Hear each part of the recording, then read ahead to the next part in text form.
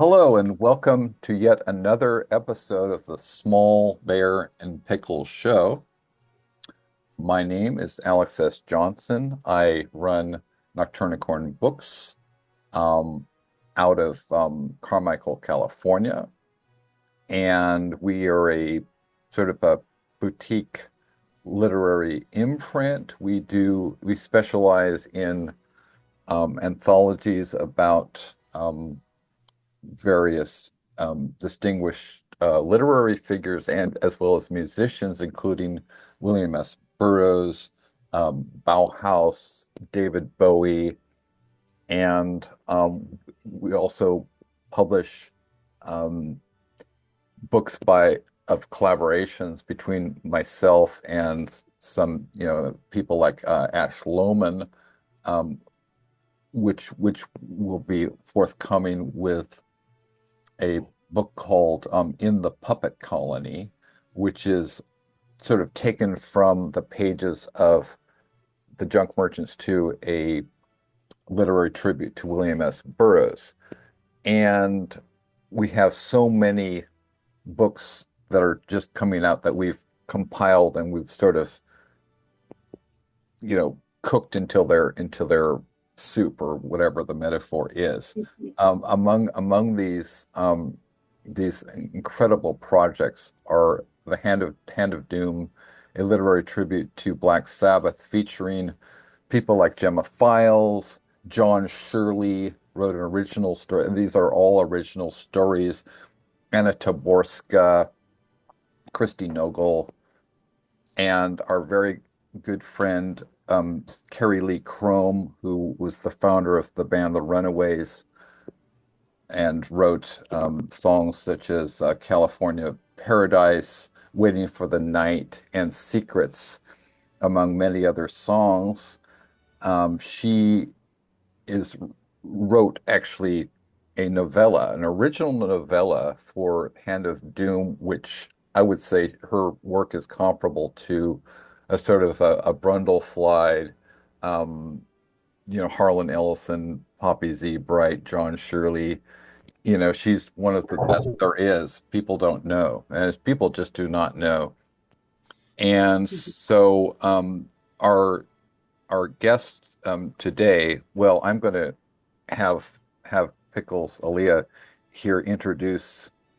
First of all, I'm going to introduce Alea, and then we'll get the show going. But our guests today are very, very two very, very distinguished women, um, Alexandra Honisberg and Tara Vanflower, um, aka that chick from LYCIA.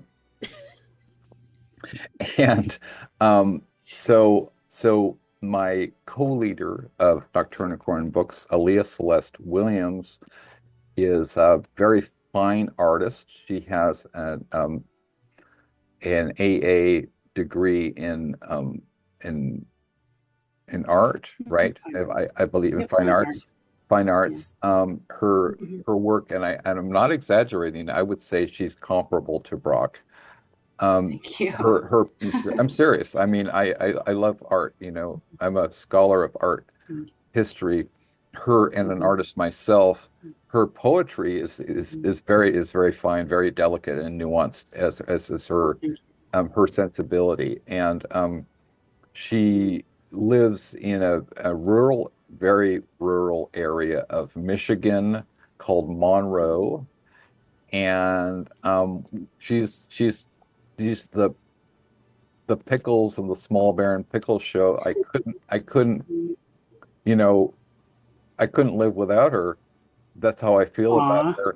Um, we we recently did a book of dark poetry together with our friend Sandy DeLuca, who's out in Providence, Rhode Island, and she's a two-time Bram Stoker nominee.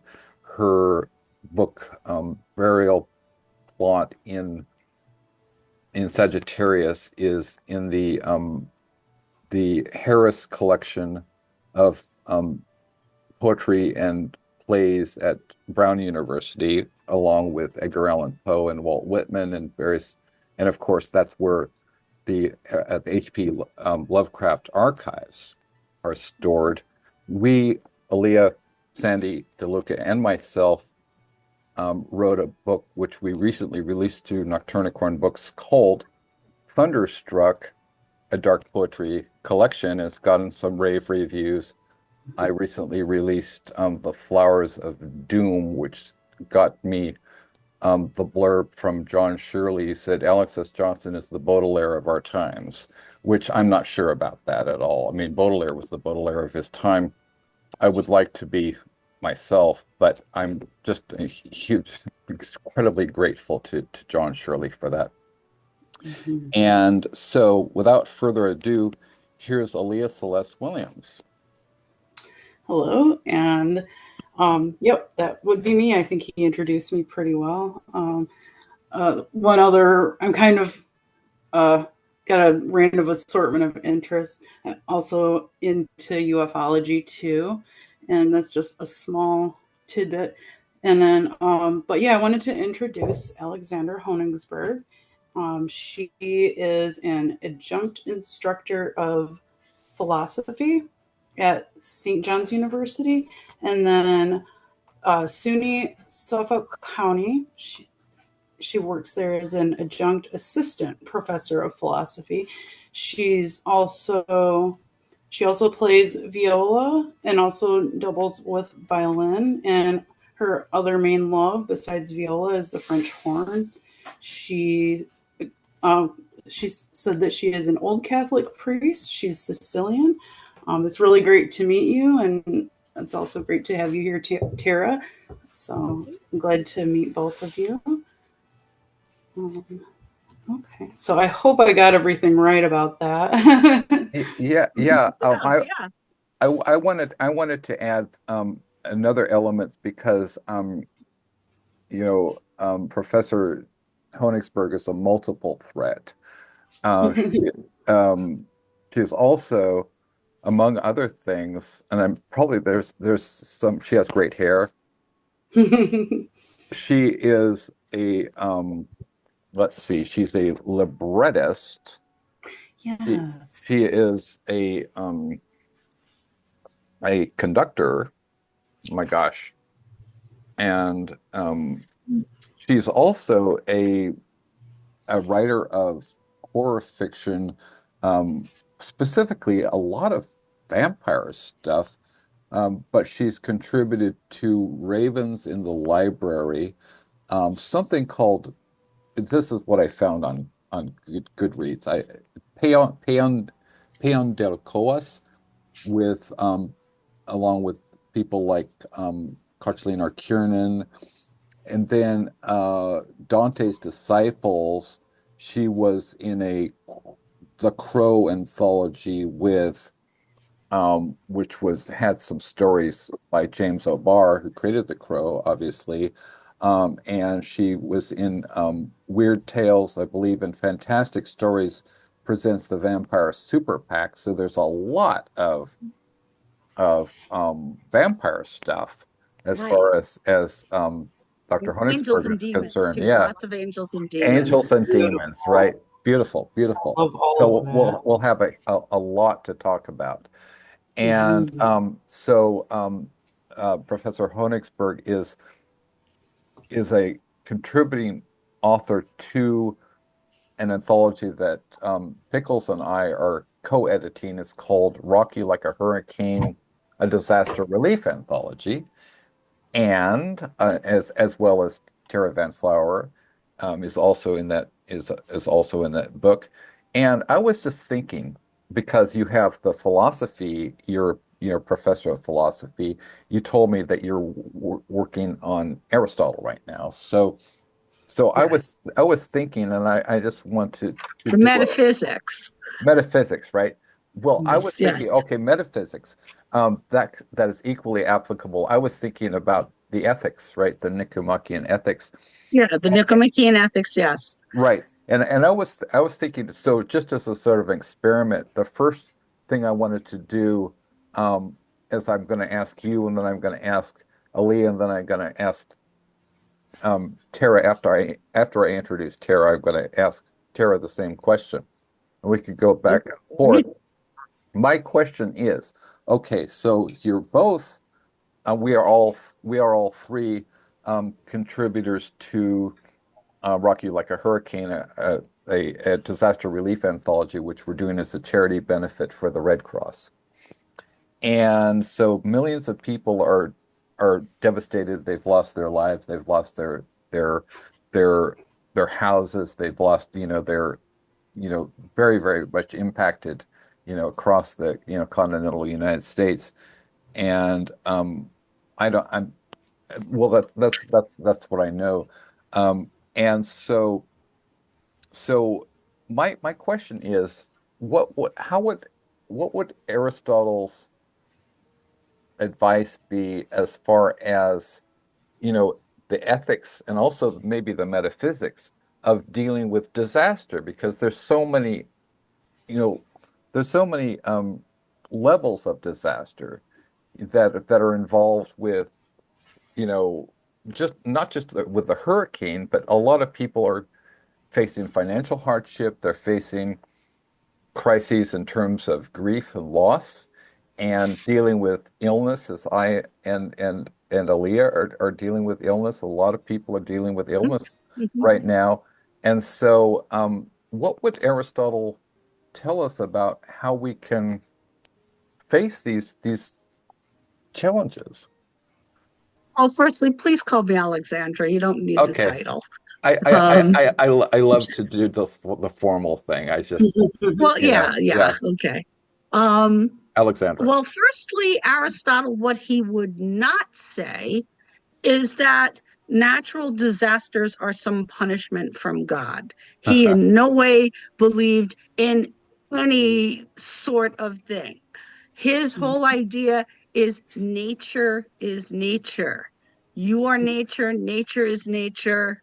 And the divine perfection, the divine excellence of any part of creation is the being in itself, Mm, being at work about itself, true to itself. nice. So it's no more evil for a volcano to blow up than it is for the lion to eat the wilderness. It just, the wildebeest, I meant to say. It just is. What we have a choice of as human beings aiming at excellence Hmm. is to feel things. And he believed in using your passions as a superpower for good and not for evil. Right. The only extreme is excellence. Oh, And okay. then the passions need to be balanced, neither Right. deficient nor excess. And he always used the beginning nugget of Socrates is courageous. And he says, Hmm. courage holds all the virtues because it's the right use of fear. If I you are love it. deficient in if you are deficient in fear, then you are reckless and that harms people. Right. Yeah. If you have too much fear, Right. then you don't use your gifts for good and you're a coward and that harms people. So Right. if you hit the golden mean, the sweet spot, The sweet spot. you don't deny your fear. It's perfectly human to be fearful. Right. Everybody feels things. That's not a choice. What are you going to do about it? Right. That's a choice. So it's kind of like when the Buddha says, Hmm. pain is inevitable, Right. suffering is optional, Yes. right? Which is, So there's this connection there. So yeah. what he would say is do whatever good you can. Do Right. whatever excellence that you can. Be a decent human being, whether there's a disaster or not a disaster. Exactly. Yeah. You wouldn't think that would be like a real, brain burster, but Aaliyah and I have had a lot of experience lately with people making incredibly strange choices as far as ethics are concerned. And I'm really not going to get into it too much. I mean, I'm not going to talk about the murder threats or all that No, shenanigans, no, but yeah, no, but the yeah. murder threats are really the reason we're pre-recording this, among others. Yes. And so that is food for thought. So now I'm going to introduce Tara Vanflower, who is best known to her many, many fans as the the ethereal voice of LYCIA, and she is also collaborated with Typo Negative on the song "Halloween in Heaven" from the 2007 Dead Again album by Typo Negative, which I believe was their final album. And she also performed on stage with Typo Negative that song. And so she is a mentee of our mutual friend Jarbo, and actually the reason that she's involved with this, with our books at all is because, well, I certainly knew who Lycia was because I had friends like Thomas Roche who would speak in adulatory terms, almost like breathless admiration. Oh, there's this band, Lycia, and they're just, incredible. And so I had actually some Lycia albums, but I didn't know who Tara was until I was emailed, correspondence with Jarbo and about the Bauhaus tribute anthology, which we're doing. And she said, I recommend you talk to Tara Vanflower. And so I said, okay. And I discovered that Tara was actually on my friends list. And I was like, oh, I felt kind of stupid because I've been a music journalist since the 90s, right? So I was like, hey, Tara, Jarbo says that you're good. So can we talk? And then subsequently, we've been chatting, and I conscripted her in some other anthologies that we're doing. The disability rights book, we're going to be talking about that, as well as um, uh, Rock You Like a Hurricane, the disaster relief book. She, in addition to being the ethereal voice of Lycia, she has some solo albums. Now I always get this wrong. A Womb Like Liquid Honey, I believe is the name of that. This Womb Like Liquid Honey. This Yeah. Womb Like Liquid Honey, which has some the title track. Alea and I were listening to that. The title track is just I we're going to get into that. We're going to have that conversation, but that is so incredibly gorgeous piece of music. I'm just she grew up in rural Ohio. She was became a fan of bands like The Cure, Bauhaus, Swans, Godflesh, Circle Jerks, and the Crucifix, who are actually a band from Lansing, Michigan, so it's a few hours away from where Pickles lives, right? Yeah. She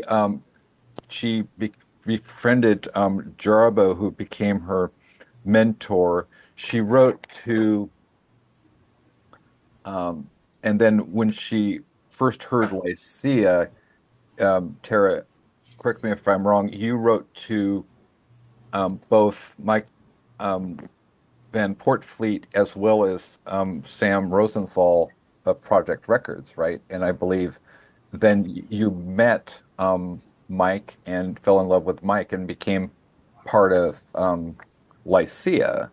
That's if that and I'm going to ask you some things about Lycia. So Kara is also a novelist. She's a author of graphic novels, as well as several books of novels and collections of poetry, and particularly the Violet series which is I believe, a series of novels that she describes as the lust and violence of the undead. So that sounds wild. She's also wrote a book called Blood Moon with Danielle Sarah, Morning Glory with a U, and the Walrix series. So I'm just very, very excited about having Tara here with us on the program. So I'm going to start out. I'm going to ask you the same question about, as just people. Some of us live in Upper Manhattan and we're professors of philosophy, and we played at Carnegie Hall and such like. Some of us are like, Pickles here, who's looking gorgeous. Oh, thank you. I've had it lives in rural Michigan, right? Rural Monroe, Michigan. It's very, very rural, right out in the country. You got a lot of wildlife, and I know that you, Tara, can relate to that kind of circumstances. So just as people, whether we live in the country or we live in, Manhattan, right? And we're at Carnegie Hall. Okay, come on, the Lincoln Center. That is so amazing, right? Anyway, so how do we as human beings deal well with disaster? Like what because we're all flawed. Yeah.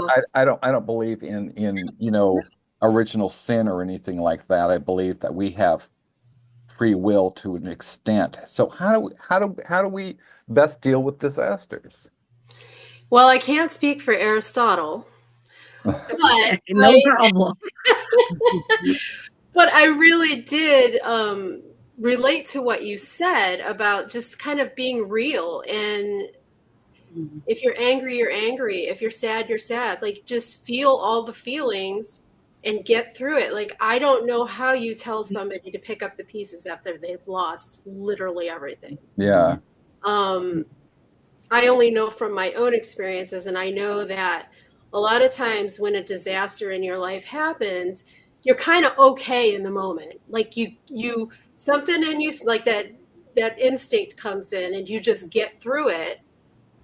And then, maybe a month down the line, 6 months down the line, 10 years down the line, it hits you like a ton of bricks. And so how you tell somebody to be okay through that process, I have no idea. I think that we just have survival instincts that get us through, like the animal that we are. Yeah.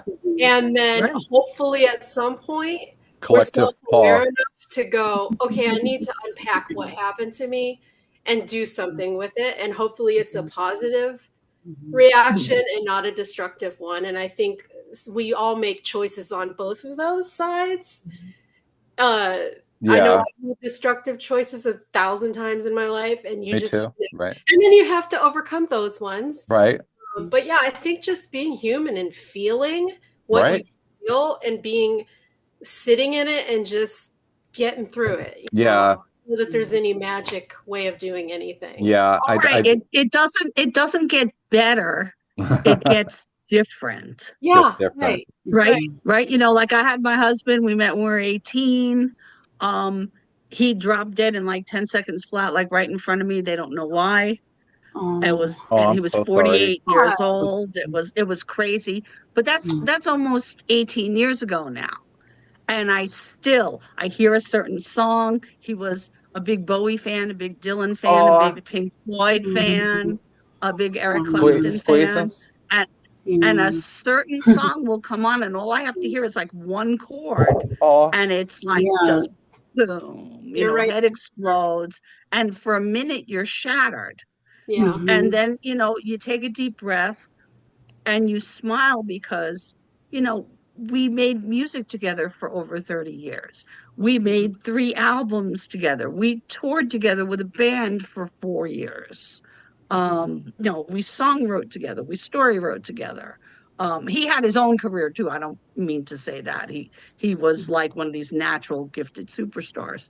But the idea was it I never don't grieve. I never don't Right. miss him. Right. But it gets different. I can stand on my own 2 feet and do my own thing.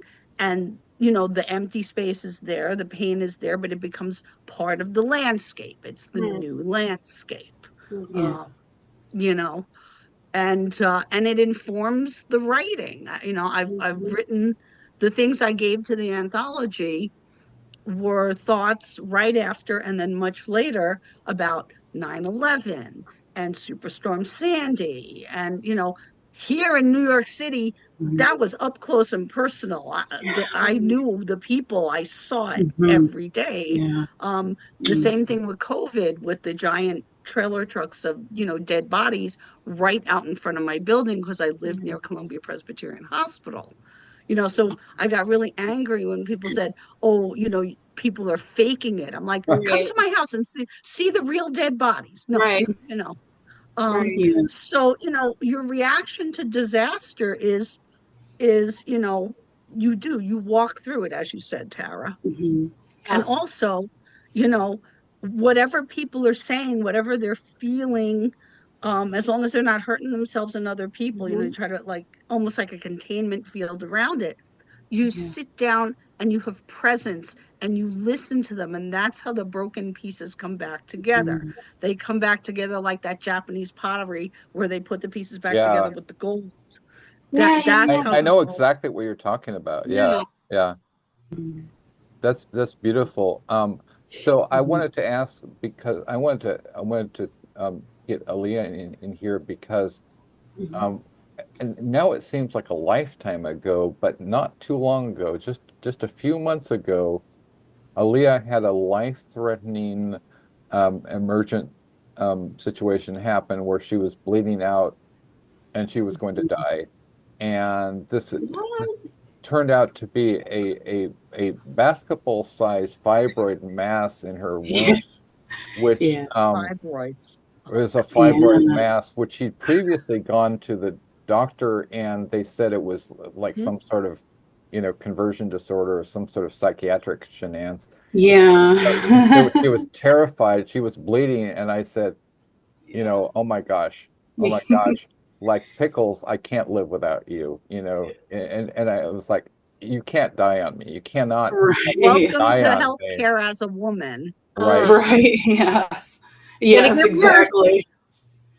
But we're glad you're here. Right. Thank you. So Yeah. I got on my knees and I prayed to God, and I said, God, please, I don't care what you do to me, but Pickles has to live.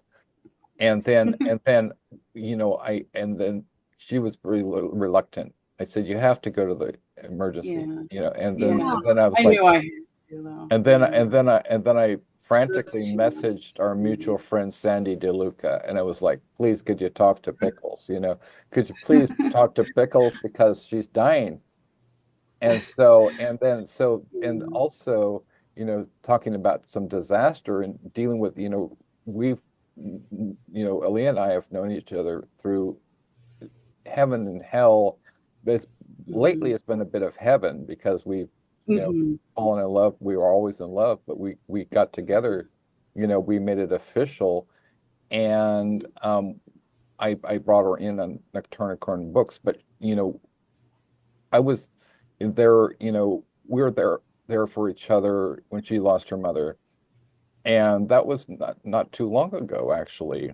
Yeah. So I just wanted to ask Alea how her personal philosophy about how, how do you deal with disasters? Well, yeah, I would like to echo what our other two guests said. Those were all wonderful things. I would pretty much say the same. Also, I guess for me, just learning from other people that I know and look up to. And also, one thing about me is I don't tend to take things at face value. So I try to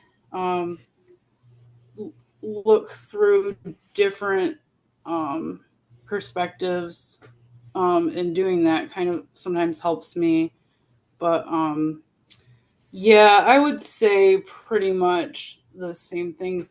I just strive to learn from the people that I see around me that I look up to, which now, working with Alex, I have a lot more people to look up to because we're working with so many really great people. So that's been a blessing for me. I count my blessings every day, just the fact that I have my life. I feel like a new person now without that mask also.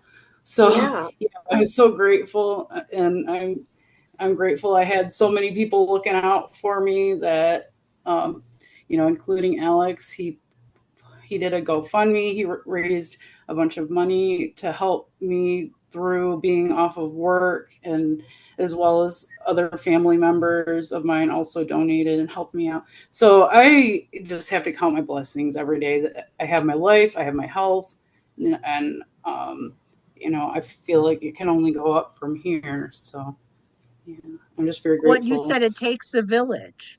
When Yes. there's a disaster, it Mhm. takes a village, whether it's one Yeah. person's disaster or a whole Mhm. neighborhood's disaster. I mean, Exactly. I live Yeah. in Manhattan and people talk about how cold New York is, but my building, the minute we had a blackout, we had water shut off, we had those other disasters, and the first thing everybody did in this 92 apartment building is run up and down the 6 floors and make sure the elderly people were okay, and Good. get Good. supplies to them and such.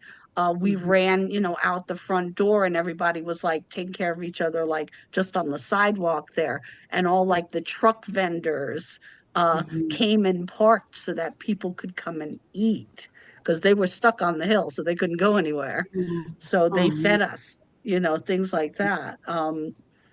So yeah, you made it from your own fortitude, plus the entire support structure that yes. coalesced around you because Yeah. of human decency. Yeah. It's really a blessing. And that just shows that it is possible. There's a lot of skepticism these days, especially when we're facing the fascist, overthrow of the United States government from within. And I just think that people are more that there, I agree with Schopenhauer in this respect that there's a sort of an upwelling of um, of compassion and empathy that just goes out to people and as well as I've been reading a lot of Kierkegaard about Well, Kierkegaard is a whole well of another universe. It's great, Mhm. yes, know. and what he Mhm. said in Fear and Trembling about how the universal is the ethical, and we are all part of the universal. So, there's no way to escape that. And I like how, well, anyway, I'm not going to talk about Kierkegaard right now. What I wanted to Well, no, talk about, I mean yeah, Tara in her work in yeah, metal music, goth right. music. I love that music Mhm. because it's very philosophical, and you don't have to have a philosophy degree or teach it That's right. to Yeah. have Mhm. a Yeah. a, a, a very cool, a very deep insight into Mhm. human greatness and human imperfection. And you Mhm. don't get greatness without imperfection. Yeah, We're not absolutely. gods. We're We're not not we're Mhm. gods. not gods. Mhm. And that sort of ties in with the next thing I wanted to discuss. I mean, there's so much that I wanted to discuss as far as both, Alexandra and Tara's writing, their fiction. Um, we've all, to some extent, been involved with the, the Crow. I mean, in the sense that I and Alea as Nocturnicorn Books co-leaders were working with John Shirley on three projects, 3 books. And I feel incredibly fortunate. Two of the books he gave us reprints, the Bauhaus and um, the the Burroughs anthology, but he wrote an original, John Shirley, for the Black Sabbath anthology, Hand of Doom, and it's called Lonely is the Word. And it's that is one reason that I recently, at the advice of, I asked, Susan Schwartz, I said, should I join SIFWA? Because I hate organizations, I hate politics, I hate HWA. I'm sorry. I mean, I want to win a Bram Stoker Award, but I'm really not too fond of that organization. And I asked Susan, and she said, well, it's very political. I said, fine. I don't care so much about me.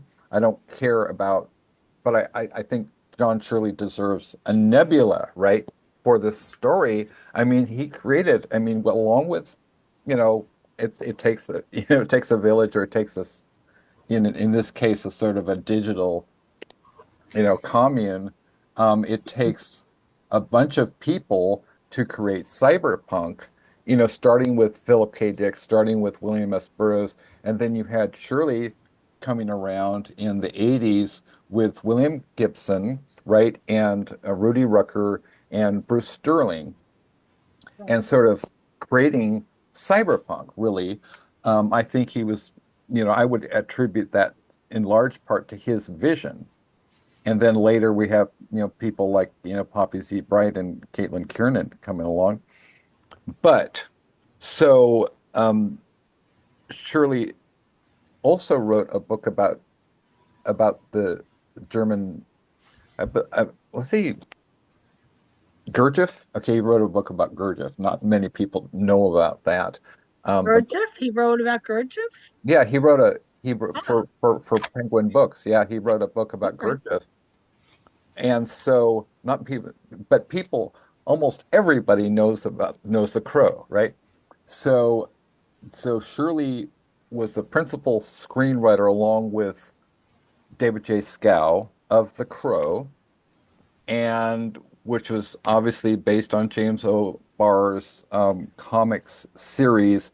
The experiences that James O'Barr personally had, which of now I'm on the struggle bus with the details, but it led directly to his tale of redemption and revenge from the supernatural world, and Alexandra can fill us in on that the origin story of that, I think. But Shirley has been a huge shout out to John Shirley. I'm going to send John Shirley this link from the YouTube show. He's been incredibly encouraging for over a decade of my work, and I can't, I mean, I wouldn't be the same person if it weren't for him and Caitlin Kiernan and whatever. But so I wanted to talk about the themes of The Crow, because it deals with how do you deal with disaster? I mean, you're murdered, you're literally dead, right? That's the disaster. Right. You're literally your girlfriend has been raped by a gang of awful thugs, and there's no hope, right? But in this fable, a crow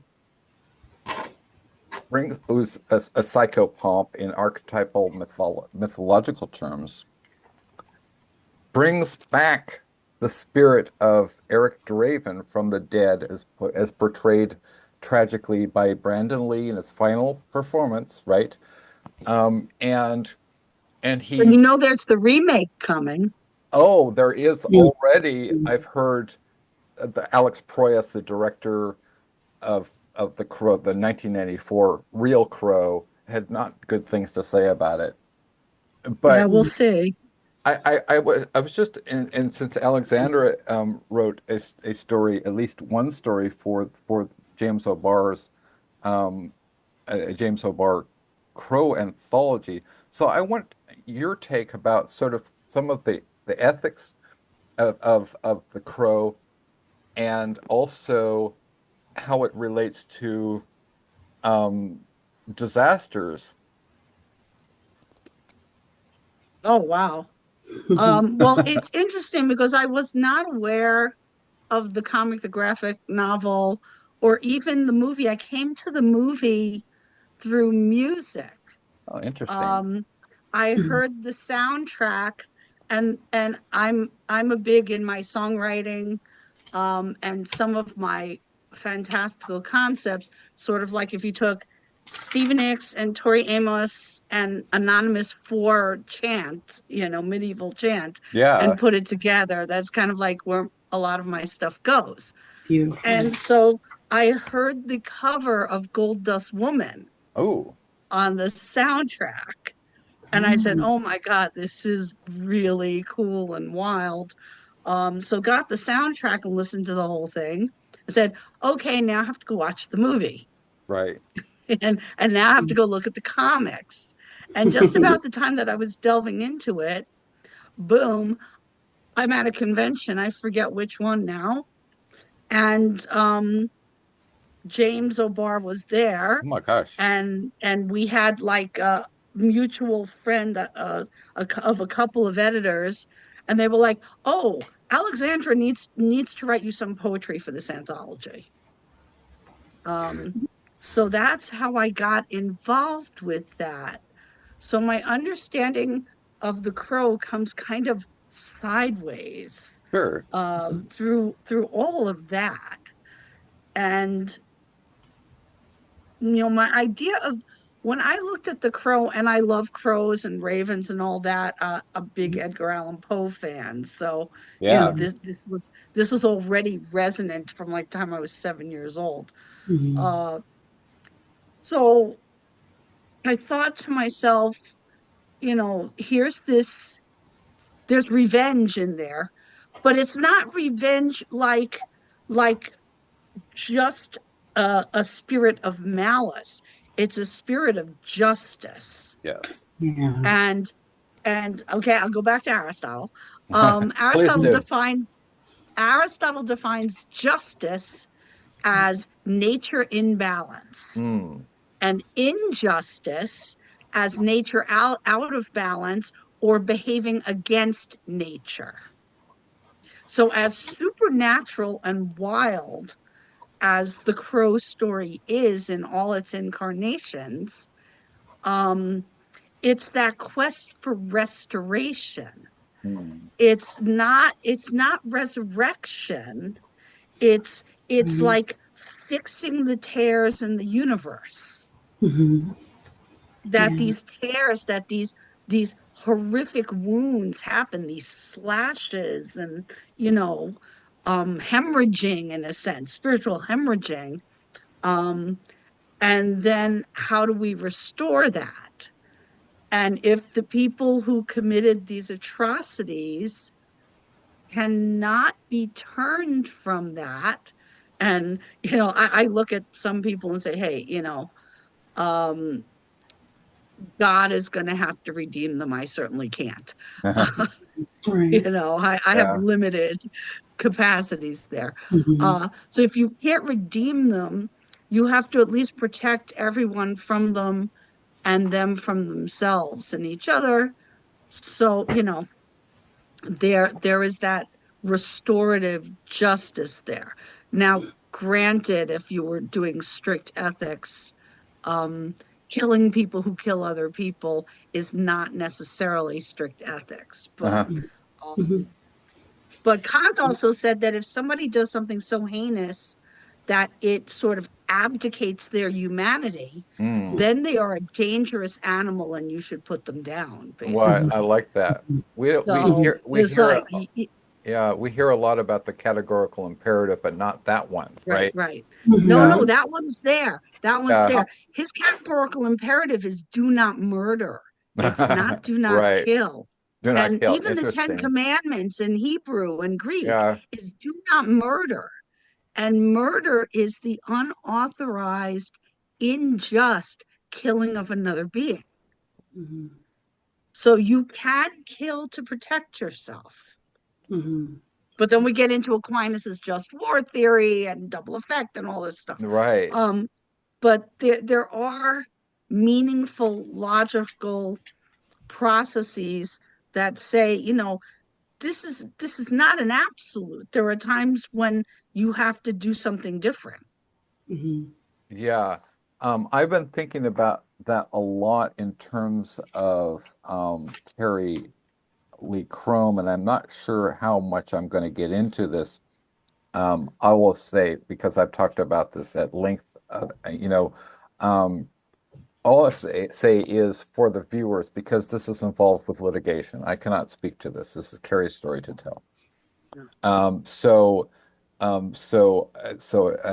suggest to our viewers, if they want the full story, as far as we can talk about it with the general public, look up Carrie Lee Chrome, look up Kim Fowley and Rodney Bingenheimer. Yeah. And so in terms of justice, in terms of restoration, in terms of redemption, we have a situation where there's a band called the Runaways, and the band is one of the most, I would say, one of the most influential bands in the history of rock and roll, maybe the history of music. There was a couple other all-girl groups, but none that had the sheer impact of this They were the band. first. They were the They were the first, first. right? Yeah.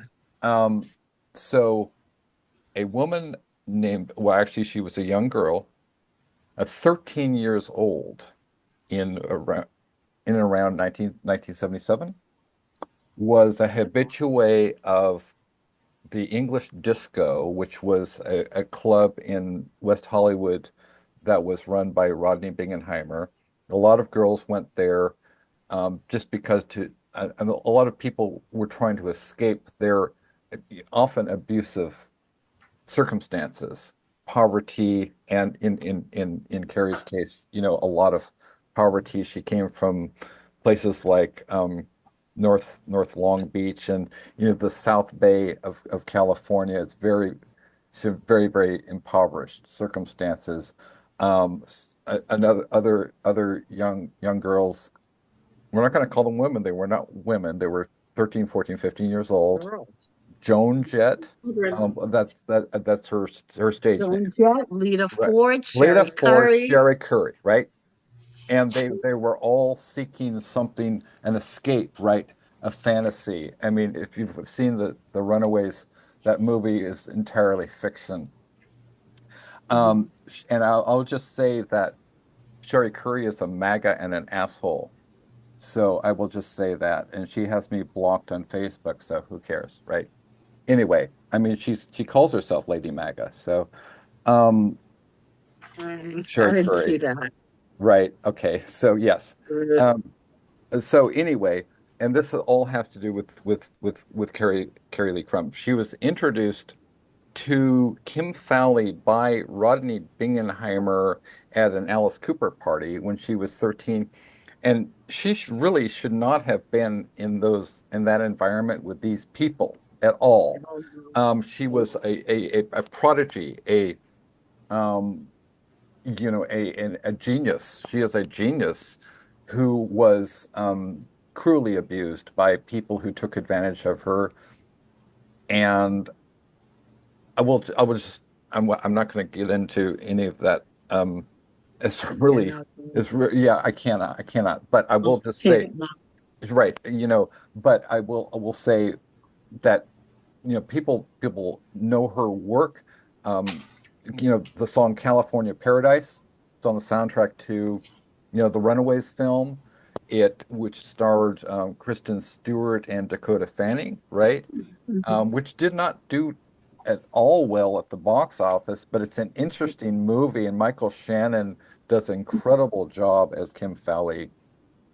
Um, so so there were things that were publicly reported and in the Huffington Post, and Jackie Fox, the bassist from the Runaways, original bassist from the Runaways, as well as Carrie Lee Chrome, did contribute. So this is part of the public record, okay? That basically Kim Fowley raped Jackie Fox at a party with there were about 50 people there, including Sherry Curry and including Joan Jett and I believe Lita Ford. And so this is public information, okay? And also he also raped Carrie Lee Chrome when she was 14 years old.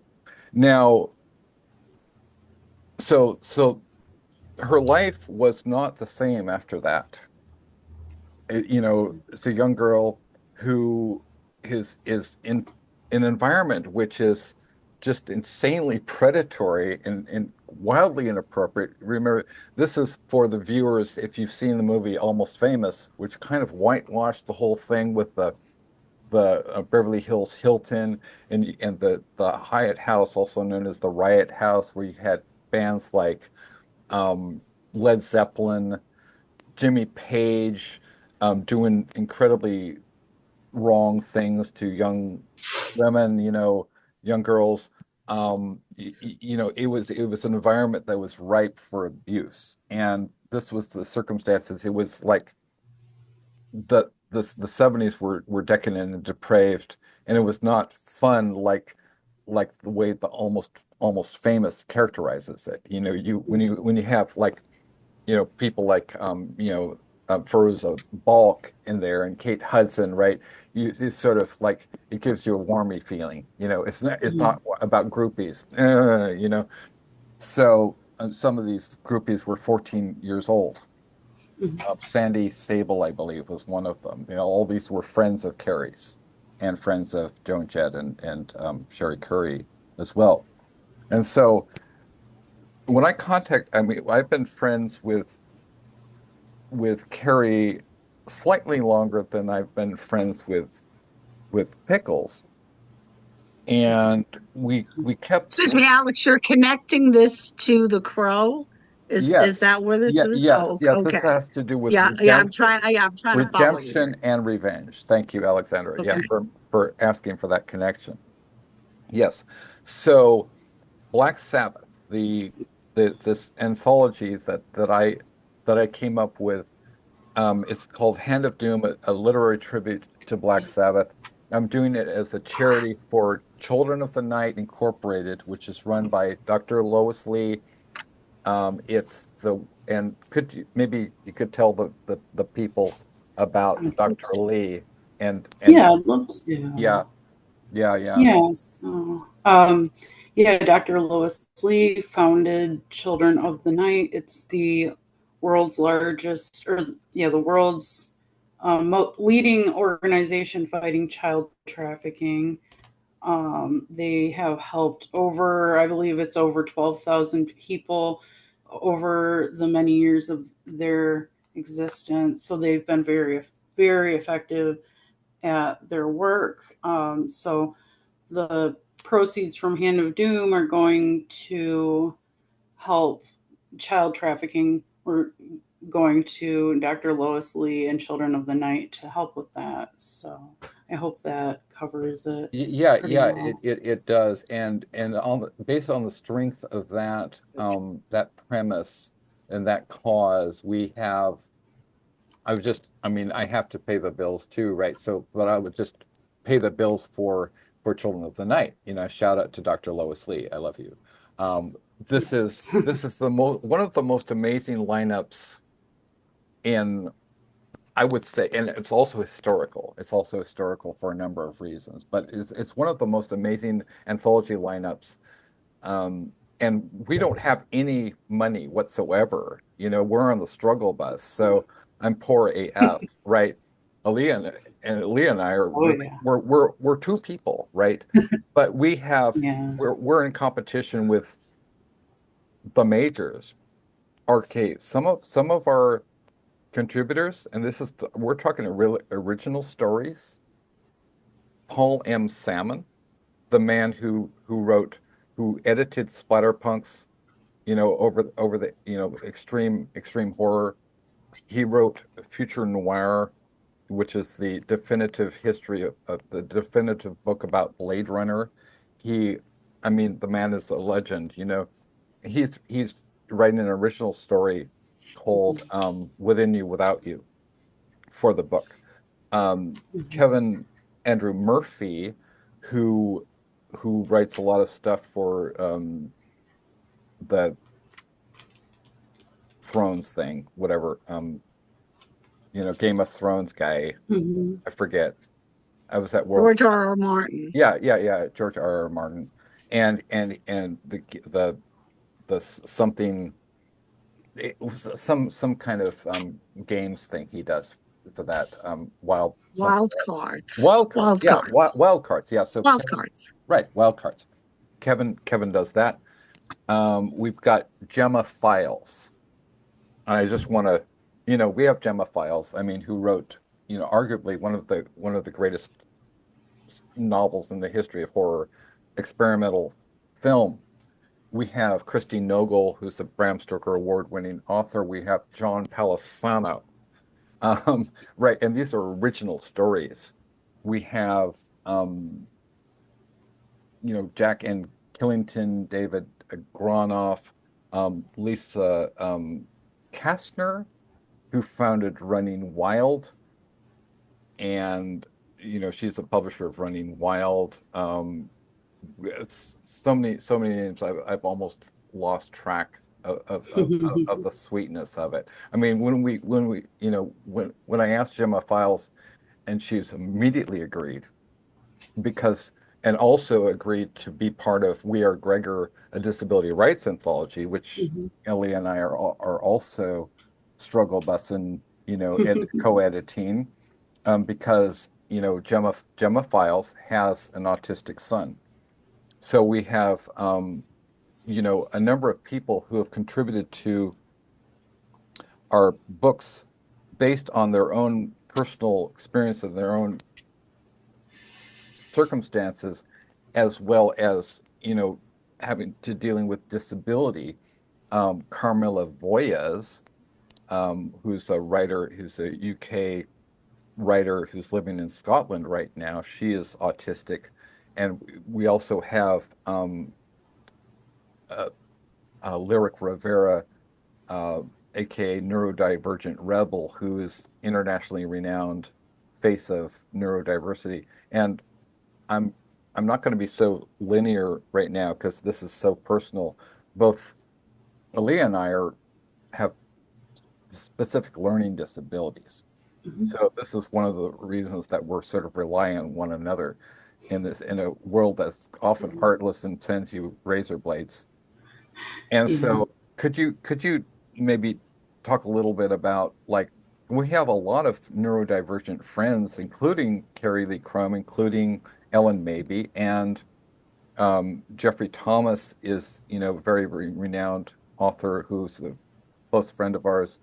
And so, but could maybe I just wanted to talk a little bit about neurodivergency, and also get Alexandra and Tara's take on this, because I've just sort of discovered within the last few months how many of my friends who are also fairly famous, I would say very legendary people like Ellen Mabey, are on the struggle bus in terms of not only neurodivergency, but also being doubly exceptional. And so we just had Lyric Rivera on the show, and could maybe Pickles, could you tell the people a little bit more about Lyric? Sure. Okay, so yeah, Lyric Rivera, also known as Neurodivergent Rebel, she's done a lot of things. I'm sure I know you know more than what I do. I know that she's got I should say they, because they use they them pronouns. So forgive me for that. But we had Lyric on our show recently. They were really great to talk to, and there's somebody that is very, I think, very looked up to in the world of autism study and also kind of really worked with Alex as far as helping Alex. Well, Alex was doing a lot of research on past autism research done by doctors from the past as well as present doctors that were, like, for example, the ones out at Kaiser Permanente, but also past doctors who would do autism research that was very abusive. And this goes way back to before I was even born. But Lyric is somebody that's very well looked up to. They have, what is the name of their blog that they have? Well, it's just called the Neurodivergent Rebel Substack. Substack, yeah. And they also have a consulting company they work for. They were interviewed in Forbes magazine a couple of years ago, and as well as being their book, best-selling book, Workplace Neurodiversity Rising, was favorably blurred by Forbes. Yes. When they were on the show, they said that they had just done a consult with 1 million people worldwide for a corporation they could not reveal the name of for obvious reasons. And if I could just interject, if you want to see for autism, an alternative to Autism Speaks, which people have a lot of not good things to say about. Carol Greenberg here in New York City, but nationwide and worldwide, co-wrote the book A Thinking Person's Guide to Autism. Oh, interesting. And she and her organization, because she has an autistic son who is having a very full and rich life within his boundaries, has said, no, Autism Speaks is not serving the community. Here's a different way to do things. She's on Facebook as Carol Ann Greenberg. And if you look her up, she will point you at autism and other resources for neurospicy people. Nice. I like that you said neurospicy. Yeah. We also, I recently discovered that our amazing friend Ellen Mabey is I just think of, sometimes I just want to just sit there and not talk about anything, because I just want to say, okay, I love you, Ellen Mabey. Right? I just want, if you're not aware of who this woman is, she's the William Blake of our time. She's the Emily Dickinson of our time. And she's so self-effacing, you would never suspect that how extraordinary a person. I'll put you in context of her work. I think it was her second or third collection of poetry is called The Cowardice of Amnesia, was published by a guy named Henry Rollins. It was edited by Exene Cervenkova, and the cover photography was done by a guy named Viggo Mortensen. This is a person who her fans include Greil Marcus and James Taylor, right? And you would never suspect she was also played herself in the film Dancing at the Blue Iguana opposite Sandra Oh, right?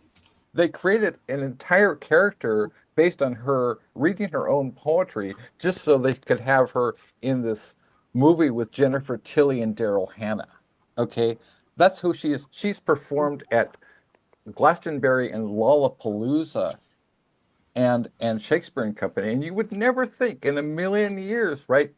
Ellen Mabey she's an extremely shy person.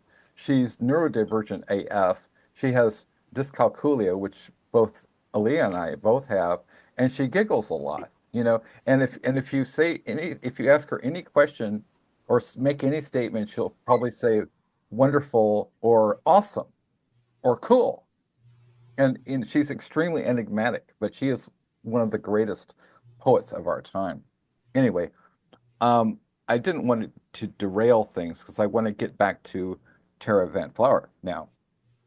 So Tara, I'd like to talk about LYCIA, how you got involved with LYCIA, how you met Mike Van Portfleet, and what that, what I mean, what it was like. There was somebody whose music that you really admired. You loved LYCIA, you fell in love with LYCIA, and you fell in love with Mike. How did that tell us about that love story? Yeah, so it's just kind of funny. Back in the, I don't know if y'all did this, but back in the 80s and 90s, we all had pen pals. And growing up in rural Ohio, I didn't have MTV. We didn't even have cable.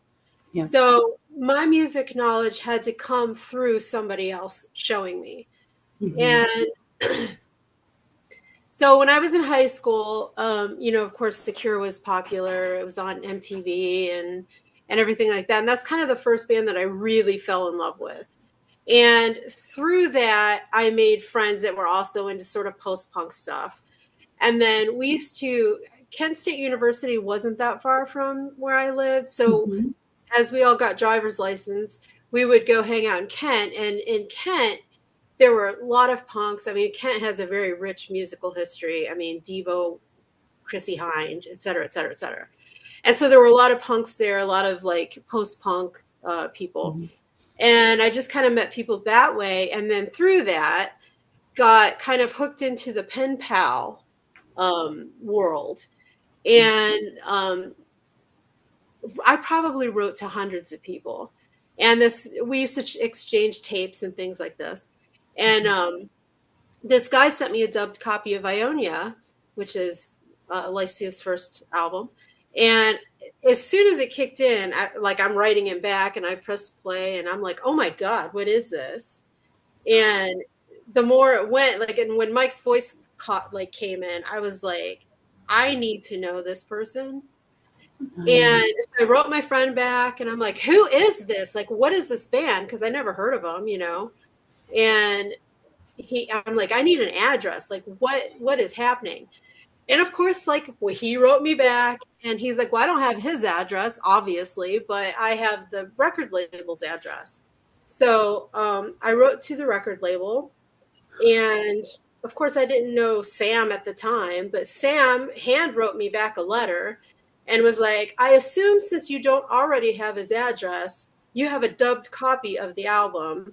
But here's his but here's his address. So I wrote Mike a letter to his P.O. box, and he wrote me back, and we wrote back and forth, just casual letters.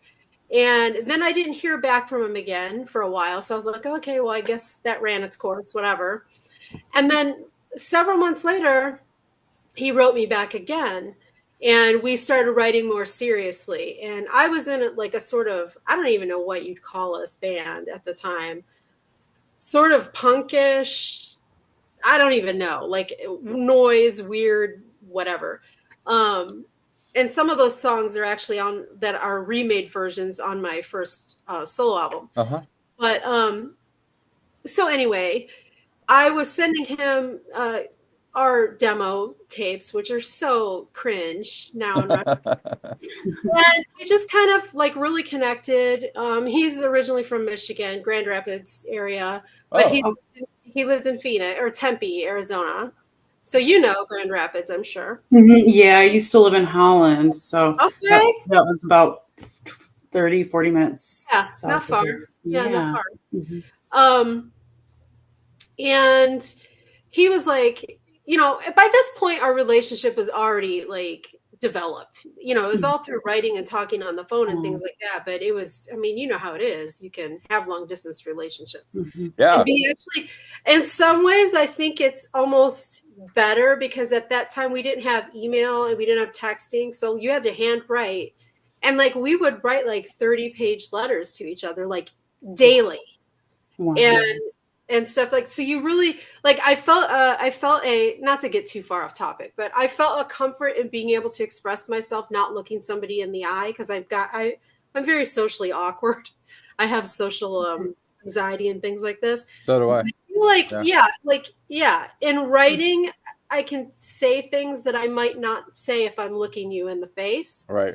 So we had this like, deep relationship already built before we ever met face to face. And so he was like, hey man, you know, I'm writing this album. He always wanted a female vocalist. He only became the vocalist by default because he couldn't find a female to do it anyway. And so when they were writing The Burning Circle and then Dust, he's like, I have these 2 tracks. If you want to do vocals on them. I'm like, of course. And so he sent me the cassette. I practiced, whatever. And then I flew out to Tempe. And day one, it might have been like the second day I was here, I went into the studio and like, I'm literally country mouse, right? And this band that I'm like obsessed with, and I'm going into the studio at Dave Gaulis's house, recording vocal. Like it was just kind of like, in retrospect, I'm like, I don't know how I did that. Like, I don't know how I had the balls to do that. But anyway. Yeah, so that's kind of, you know, it was just kind of this like fan letter situation. And it's funny because when we actually got married, Sam somehow had the original letter that I sent to him. And I don't know why he would have had that still, because I was just one of thousands of letters, right? He sent that to us framed as a married gift. I'm looking at it right now. But it's like, I read it now and I'm like, it's full of grammar errors and like, it's, I mean, I'm like, you need to check your work next time, honey. Yeah, so it's kind of like a sweet story, I guess. Thankfully, he wrote me back. Yeah, that's so that's beautiful. Kind of, and I never, like, I came out here, I think I was here 3 weeks the first time, and then I reluctantly went back home to Ohio.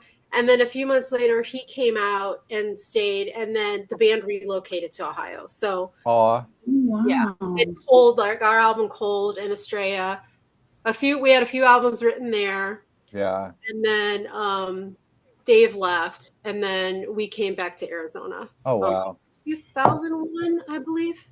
Wow. We love stories. We're huge. That's a freaking awesome origin story. That is so awesome. Like it is. I love that to death. Yeah, that's great. That is so cool. It's kind of cute. Later, I'm just going to warn you. We do a squeeze and a squeezy hug. This is a sort of a ritual we do on the show, so you know you don't have to participate. You're not required.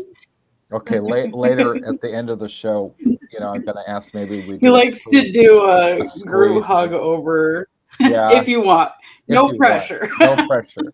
Okay, so this brings me to talk about our next topic, which we talked about the disaster, not exhaustively, but we've talked about it. Now I want to talk about Bauhaus, and this is where. This is how I know Tara. I think I had a copy of Estrella at one point. I had to sell a lot of albums when we moved from Sacramento.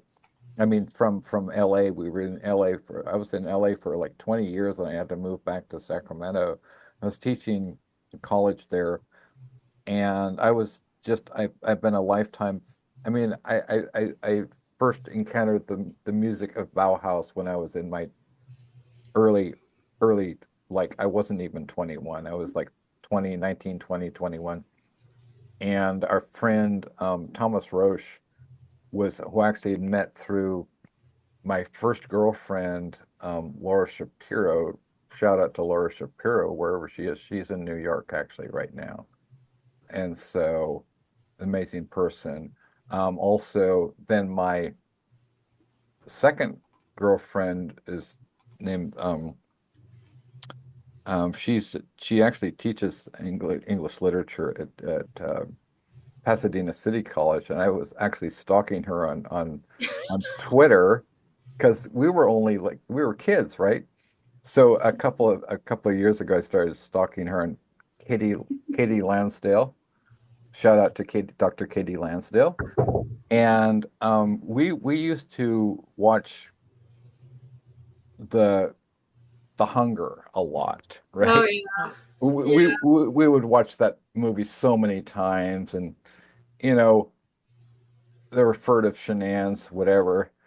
And so, and she's actually become a specialist in the Gothic novel when she got a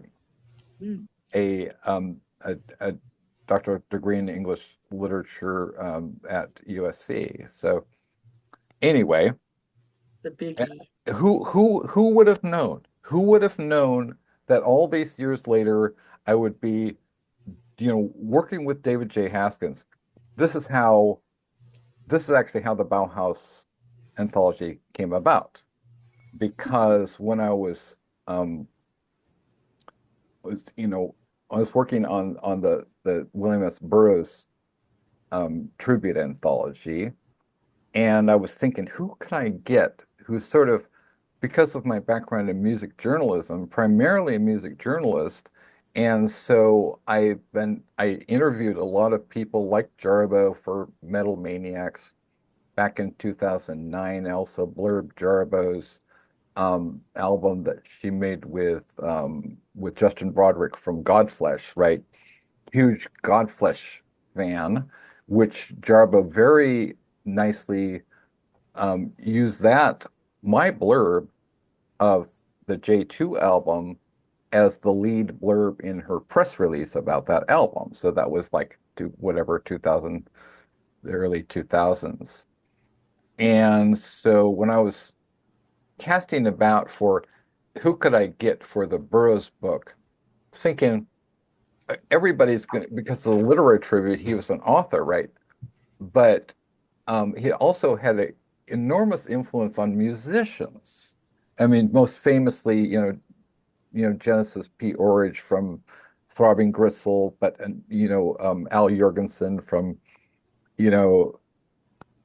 my mom says, don't say so of course I'm going to say from Ministry, right? Kurt Cobain, I mean, Coil, right? And so I was thinking, Bauhaus, David J. Haskins, right? They, who was a friend of Burroughs as well as David Bowie. And I was thinking, okay, so how do I get in contact with David J. Haskins? I mean, the man who wrote Bela Lugosi's Dead. There's no way that I'm going to be able to get David J. Haskins for this book. That's ridiculous. That's clown shoes, right? So I just said, well, why not? Worst comes to worst, I never hear from him. I emailed him and I say, hey, David J. Haskins, the man who wrote Bela Lugosi's Dead, would you be interested in contributing to my William S. Burroughs tribute? Within 48 hours, he came up with an original poem called El Hombre Invisible, and he emails and says, will this do? Will this do? I was like, and then I tried to pay him like an honorarium because I can't really afford to pay anybody. And he was like, what is this for? And I was like, well, it's for the poem. I never heard back from him. And then I was just thinking with the incredible success of the Burroughs book, which has an introduction by Poppy Z. Bright. It has Graham Masterton. It has Maxim Jakubowski. It's got Jeffrey Thomas. It's got, Caitlin R. Kiernan again, who is also in the Bauhaus book. And everybody you can think of is in this book. Jarbo's in this book, right? so and Jarbo and David also did a collaboration as well on the Men album and some other stuff. So what are you driving at, Alex? Well, I want to I'm going to ask Tara and then go around the panel again about, how you first discovered Bauhaus and what their impact of their music had on your musical journey. Yeah, so it's kind of back to that young age of discovery of music for me in just meeting this group of cool kids, basically. Yeah. They had all of this musical knowledge that I did not have. And it's like this door opened, and it was like stepping into a secret garden of awesomeness. But yeah, so Bauhaus, I was pretty young. I will credit mainly my friend Caleb from Cleveland, who had the ins with all the music. And like you, we watched The Hunger a lot. Nice. And just back in that time, like I said, I didn't have cable at my house, but I would go to my friend Shelby's house and she had cable. So we would, like, every Sunday night when 120 Minutes came on, we're like there glued to it. And just kind of like obsessing over these bands and these videos and getting our hands on like fanzines that had articles, like Propaganda magazine, if you remember that. Yes. One. Yeah, like all these, like, even like people just hand wrote their own fanzines back then, and just getting into this world that felt like it was more than rural Ohio. And it was so escapist. I think my main thing in life is escapism. Art is an escapist thing for me. Creating is an escapism. Like, I don't want to be here at all. I want to be in that secret garden with all the awesome things. I'm trying to show this cover. Yeah, we can't see it. Yeah, it's not probably because of your background. We can't see it. I'm gonna try to anyway. I don't want to derail Tara. I'm sorry, but what I'm holding up, I'm holding up a copy of Carpe Noctem. Yes. Number 2, which was actually Caitlin was an original contributor to that. I remember that one too. Yeah. And my first published music journalism was with Dark Angel magazine in Melbourne, which was a very, very well known kind of sort of like gothic industrial zine. Yeah.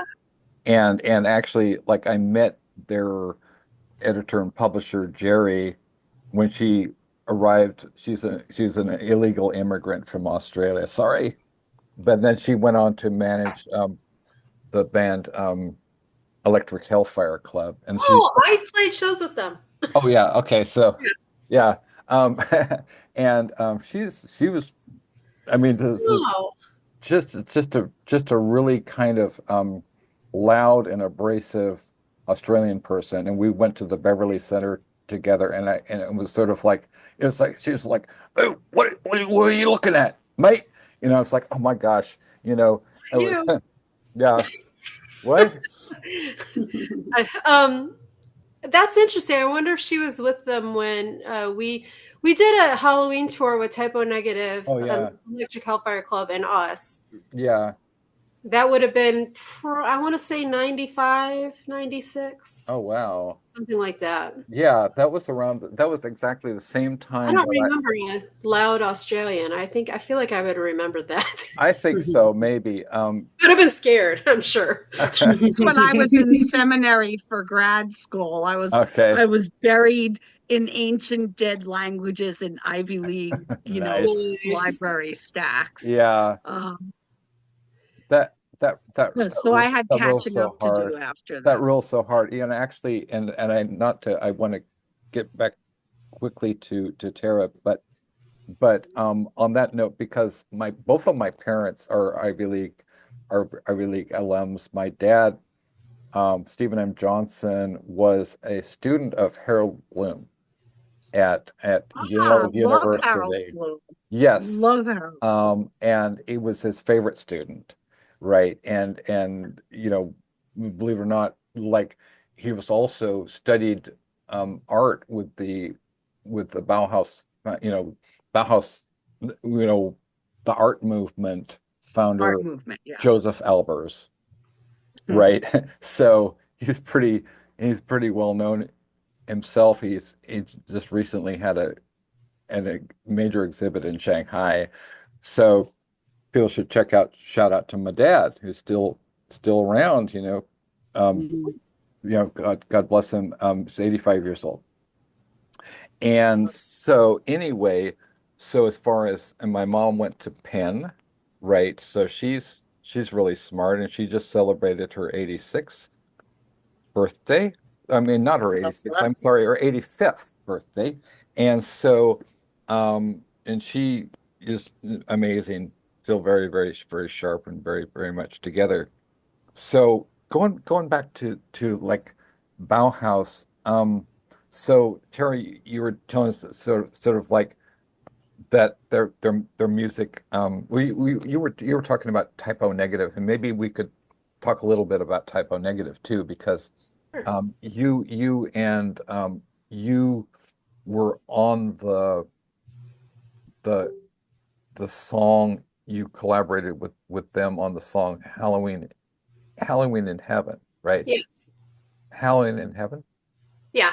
Yeah, and which was on the final album, Pete Steele, rest in peace, Dead Again from 2007, I believe.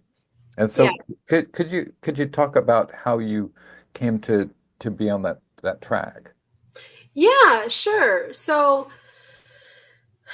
at that time, like we kind of were on hiatus from music. There's a whole lot of politics and personal stuff to go into with that. So in the early 2000s, we kind of weren't doing LYCIA anymore. We stepped away from it. We didn't really talk about it to anybody because it was like, who cares? But it was our personal thing related to like record label shenanigans and whatnot. So we were kind of like in hiatus, and like I did a couple solo albums. The first one was out. And do you remember the early days of MySpace? So like I was very visible on MySpace. I had a lot, like it was like a fun, again, escapist sort of pen pals on speed, right? Right. And so I was connected to Typo Negative because we did that tour with them, and we remained friends, and we would talk to Peter every so often, and that and this, that, and the other. Well, on MySpace, Josh, I believe, was the primary person that ran their social media stuff at that time, I think. But he wrote to me, and he's like, hey, do you want to do vocals on this song I'm doing? Not for Typo Negative. It was for a whole other thing. And I was like, heck yeah, of course. So I did some vocals on this track with him, and then it didn't end up where he thought it was going to end up. It was for a release that just never happened or whatever. And so, what is that? I'm sorry, I'm just testing whether or not it'll show, because I blurred the background. I'm sorry, I didn't mean to derail you. I saw Dreamland. Yeah, this is okay, I'm gonna try this. This is the cover of It's blurry. Agents of Dreamland by Caitlin R. Kiernan. It looks like I can't do that. I'm sorry, Tara. Please go ahead. Yeah. Oh, but no, I was just saying that he asked me if I wanted to do vocals on this song. I did it. It was a great song, but it just didn't end up on a release that it was supposed to be on for whatever reason.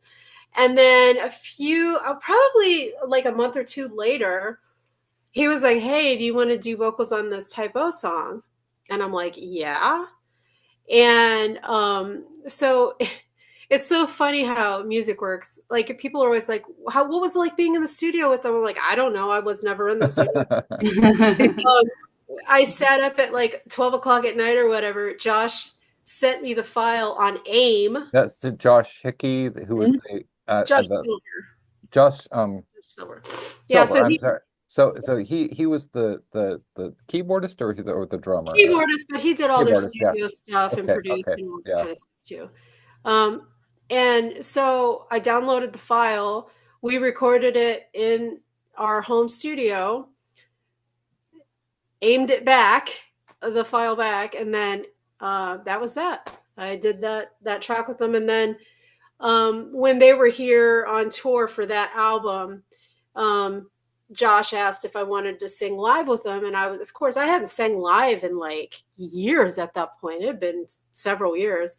I'm like, yeah, sure. And it was interesting because when we toured with them, it was a brutal tour. We were very abused by the crowd. Oh my gosh. To the point where one night a security guard said, I have never seen a band take that much shit on stage. Holy shit. So anyway, it was a wholly different experience being with Type O Negative and walking onto a stage and not having a beer bottle hurled at me and spit. Oh my gosh. It was I'm forever grateful for that experience, the tour, and getting to sing on the album and live, because, you know, Peter left us, and it's like this weird honor that I got to be on the last release, you know? Right.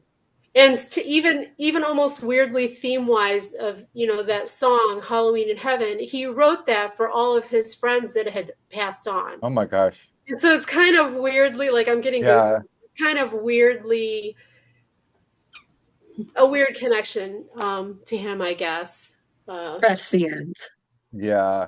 Yeah, I unfortunately I had to be the bearer of bad news to a woman who was a close personal friend of mine for a quarter of a century, no longer friends.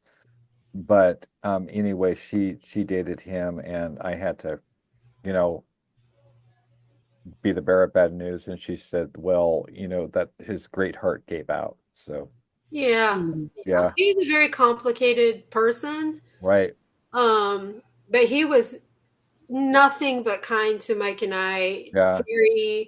I mean, the first night on tour, he's like, "Can I make you a sandwich?" We're like, I mean, he was really, really sweet, and like just literally the biggest human being I've ever seen in my life. And like I came up to about mid-chest on him. He just was massively huge in every way you can possibly conceive that word. Yeah. I remember when I interviewed him, I think it was for Implosion magazine. I remember that. I was part of like the zine revolution of the 90s, right? I wrote a lot of stuff for Implosion, and I was actually one of the issues where I interviewed like Joe Christ, who was this underground filmmaker who was married to Nancy Collins, and that I was just looking that up, and it has an original story by Joe Hill. So that, you know, I have a copy of that magazine. It's priceless right now. You know, I mean, Joe Hill, right? That was one of the first things that he published, and I completely derailed myself there. But so we were talking about, so I had to break the bad news to this person, but I mean, you know, yeah. So when I interviewed Pete for one of the magazines, and I sort of asked him how he was grumbling about having to do another interview, and I said, you know, how he felt about interviews. He said, well, they send us out sort of to use us the way a hooker uses her vagina. Yeah. And like that was Peter was one of the most insular human beings. Like if he could have just literally stayed in his basement, he would have stayed in his basement. Like he didn't like touring. He didn't like any of that accolades, none of it. He was very insecure, super insecure. Yeah, well, Pickles is a hermit, and so I really like forced her to kind of because of all of my, you know, all of my dealings with all of these, authors and musicians, and how I sort of brought her on board by main force with Nocturnicorn Books. I said, okay, you're going to be my right hand. And she's like, I don't know, because I'm a hermit. I'm a hermit. So the reason that she's on board, I think, is mostly because of like the things like the hurricane, the disaster relief, the my how to say the We Are Gregor disability rights anthology, and the Hand of Doom, because they're And Bauhaus too. and oh, of course, Bauhaus. Yeah, We gotta, yeah. so what is it about that? Maybe we could talk about the hunger, because one of the interesting things that Alea and I have been discussing for a while now is because Alea is a ufologist, and I want to get into that too. Oh, I've got stories, girl. Ooh. Cool. Oh gosh, we're gonna have I to live in Arizona. delve into this. Sounds great. And so there was so we were discussing some incredible coincidences, or are they? Yeah, right. Hence the background. Mhm. As many people know, Whitley Strieber is not most famously known for The Hunger or even Right. Wolfen, but Right. Communion. Right. But The Hunger was directed by Tony Scott, who is the brother of Ridley Scott, who made Blade Yep. Runner, right? Which was the name Blade Runner was from William S. Burroughs. The and there's another interesting William S. Burroughs connection here, which also ties in with David Bowie, because William S. Burroughs and Whitley Strieber were friends. In fact, William S. Burroughs said that he felt like he was from outer space, and he stayed overnight at Whitley Strieber's cabin in upstate New York, trying to get in contact. So we've been trying to contact Whitley Strieber. We're trying to summon and manifest Whitley Strieber. Whitley Strieber. Well, Tony Scott is also Top Gun. Yeah. Also Top Gun, right? Thank you. Top Gun, yes. Top Gun, which I watch for the planes and the soundtrack. I just want to see the planes and the sound. I had friends who, when I was an undergrad at UC Davis, with the year 1987, when I wrote this novel, my first novel, unpublished novel, called The Surreal Beauty Cafe, all of the chapters were Bauhaus songs. Nice. And thank you. And I'm going to rewrite it and publish it this coming year. But I had this friend who was this big, he was a super intelligent guy. He was a physics major, but he was kind of a jock, and he was part of a frat.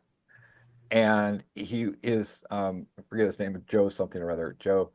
And he would come in literally, like, that Beatles song, like, she came in through the bathroom window. Well, he would come in my window of my apartment, off-campus apartment, at 3 a.m. in the morning. It's like, he learned, he had this weird affected speech that because he was obsessed with the band, was it REO Speedwagon?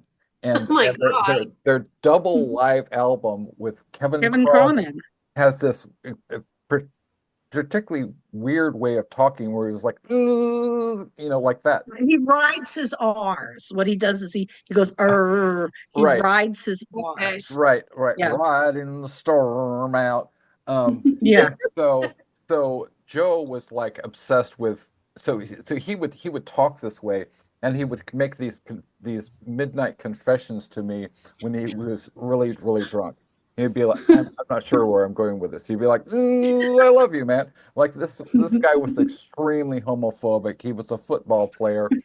He was, and he would crawl in through my window, And so this ties back in with Top Gun, because we would rent movies like Top Gun, like Cat People, which is one of the greatest films ever, and we would get fucked up. We would, smoke a lot of weed, and we would watch these movies, and be like, it would encourage me to have like, have another bong hit, dude. So we'd be, and then we would be watching like Nostalgia Kinski, and it's just so hot. And then we watched Top Gun. I was like, well, I'm like philosophically, opposed to the whatever. And she said, shut up and have another bong hit. The planes, the fighter jets, and I was like, yeah, this movie rocks. That's what I wanted to say about that. It never gets old. F-14s never get old. Right. I've been on aircraft carriers. I've been on the hangar deck. I've climbed into a cockpit. Oh, wow. This was before 9/11, and I had journalist access when we have Fleet Week here in New York, and because I was working as an usher at Carnegie Hall also. Oh, wow. Huh. I had given a bunch of dudes that got there early, a bunch of Navy dudes, a tour, and one of them goes, "Hey, tomorrow's family day. Let me give you a tour of where I work." And it was the aircraft carrier Cool. America. Cool. That's awesome. And it was just, I got to touch F-14s, Oh, and I got to ride up the elevator with an F-14 from the hangar deck to the flight deck. I love it when they say in the movies, let's scramble some jets. I don't know. It's like, I always get a quick visual of like, the posters for the movie Airplane, where they're all like, like that, right? And the scramble I'm very, very visual. Well, look, I was a girl in the 1960s with crappy vision, living first by JFK, right at the end of the main runway, and then by Grumman when they were preparing all the moon landings. So I wanted to be a fighter pilot and an astronaut. And they're like, well, you're a girl, and your vision sucks. So that was being on the aircraft carriers, and seeing Top Gun, and then seeing Top Gun Maverick is like as close as I can get to that. Right. But they used to test fly the F-14s over my junior high school. So we'd be sitting there in class, and all of a sudden it'd be like, they're like a couple miles from my house all the time. There is Mesa Gateway Airport. They're there all the time because they come in over here. So we see them flying around all the time. Yeah, this is when they were developing, because when they first put the F-14 out, it was underpowered. And not until they got to the 14D Super Tomcat did it have the full engines with the weight to thrust ratio that it was originally designed for. And so some of those tests, as they were starting to upgrade the power on them, were what was happening at Grumman, which is just a couple of miles from my school. And that's why, like, you could hear them and feel them and look out the window, and they would look like they're going to land on your school. And the teachers were freaking out, and we students were like, this is the coolest thing ever. That's so badass. So we're out in space. It's a natural segue to, I want to talk to Pickles. I want to ask Pickles about UFOs, and Pickles.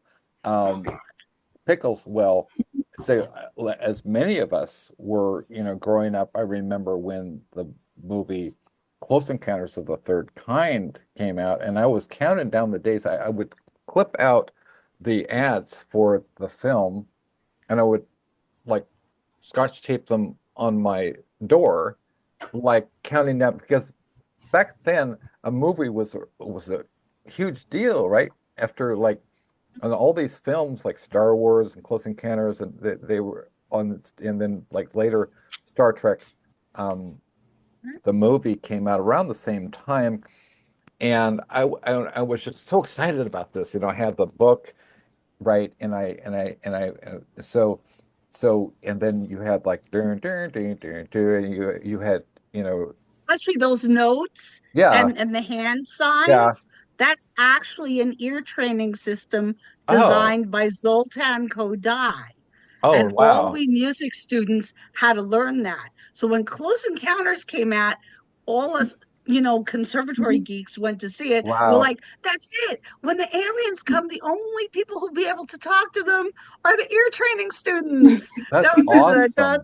da da da da. That's it. We know how Right. to talk to them. Yeah, that's so badass. And so until I met Alea, I was not aware that there was Close Encounters of the Fourth Kind and Close Encounters of the Fifth Kind. Now, from my understanding, Close Encounters of the Fifth Kind, which Alea is capable of, is direct, not just direct contact, visually or environmentally, but telepathically. Could you talk about that? Yeah, I'll do my best. But yeah, I'll backtrack a little bit. It's For me, I started seeing UFOs out here back in 2012, and then throughout 2014 and 2015, it picked up.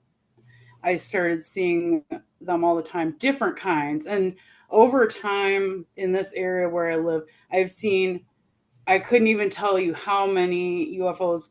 At this point, it's countless. I have luckily managed to capture two of them on video, which are on my YouTube channel, thankfully. So, and it took me years to be able to capture these things. I'd been trying for years. They would shut off my camera. And I've worked, how can yeah, I'm sorry, what is your yeah. YouTube channel called and how can people, Oh, look it up? it's just Alea Boone, ALEABOON.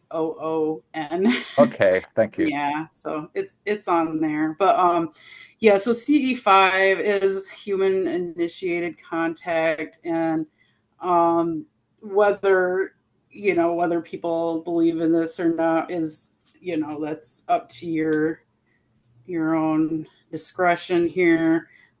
Come to your own conclusions, but it's for me it's meditation. There's different ways you can do it. You can do it through meditation, sounds, signals, like you were talking about. They're one of the main people that is very popular in terms of talking about CE5 is Stephen Greer, but there are a lot of other people in ufology that can tell you about it as well. But and I would say, I could be wrong, but I would say, the idea of um, meditation, astral projection, or even maybe remote viewing could be kind of along the same lines as this, if that makes any sense. But I've been able to. I've been. I don't know. I don't call myself an abductee because in my experiences, I've never felt like I was non-consensually removed, but I felt compelled to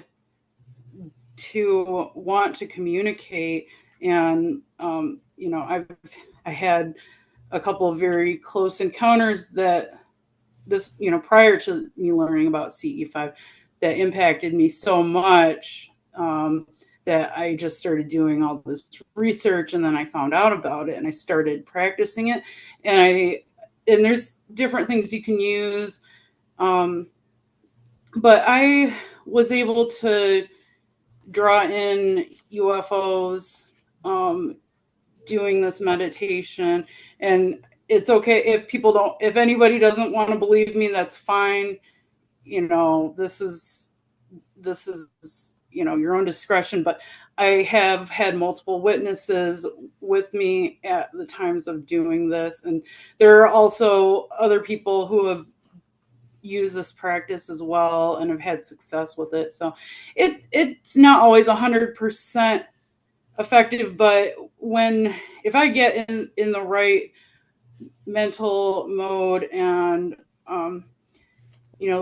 also I think sometimes like the conditions of the weather might have a little bit of an impact as well. But, if I have a nice clear sky and I can get right into this meditation, I've had times where I was able to see like whole fleets of UFOs going across the sky above me. And yeah, so I don't know. I hope that I know it's a little all over the place, but I hope that No, it's not at gives a all. little bit of an idea. Yeah. Okay. Thank you, Alea. And I wanted to cycle back to Tara has some UFO stuff. Yeah, I wanted to hear about that too. Yeah. Yeah. So first of all, I knew you were going to say Dr. Stephen Greer. Yeah. Mm-hmm. Yeah. We've watched all his documentaries and Mm-hmm. we follow his YouTube, and I'm not like super like I don't know all of it, but that's been an area of interest for us. Like my husband started listening to the Art Bell show clear back, in the beginning of it. And we listened to it every single night up until he passed away, and then you get off track with things. But anyway, huge area of interest. Yeah. I'm super fascinated about your direct contact. Yeah. That's super interesting. But anyway, I digress. Cool. That's awesome. So we live in Phoenix, and obviously the Phoenix Lights is like massively known. Well, we lived in Ohio when that happened. Yeah. It's like, damn it, the one thing I missed. And so I think it was 2 years ago in November. Sure. Okay. So shortly before that, my husband had an experience during the middle of the day where he saw some stuff. And then, like, he's a scientist, like he has a geography degree, very scientifically minded. And what he saw was not like known of, common, whatever. But anyway, I digress. So that kind of made us hyper aware of paying attention even in broad daylight. Yeah. You don't think about that, right? It's like everyone, whatever. So, and the sky is like massively huge here. So you can see like forever and ever and ever. Yeah. And one night we were sitting outside and we had like fire pit and we're just kind of sitting there. And I did a lot of walking at night. Like I would walk like sometimes 5 miles at night. And I was always, kind of very aware of where constellations were and what normal flight patterns are, this, that, and the other. So we're kind of sitting outside, and right above us, there's like a perfect triangle of stars, just 3 stars, 1, 2, 3.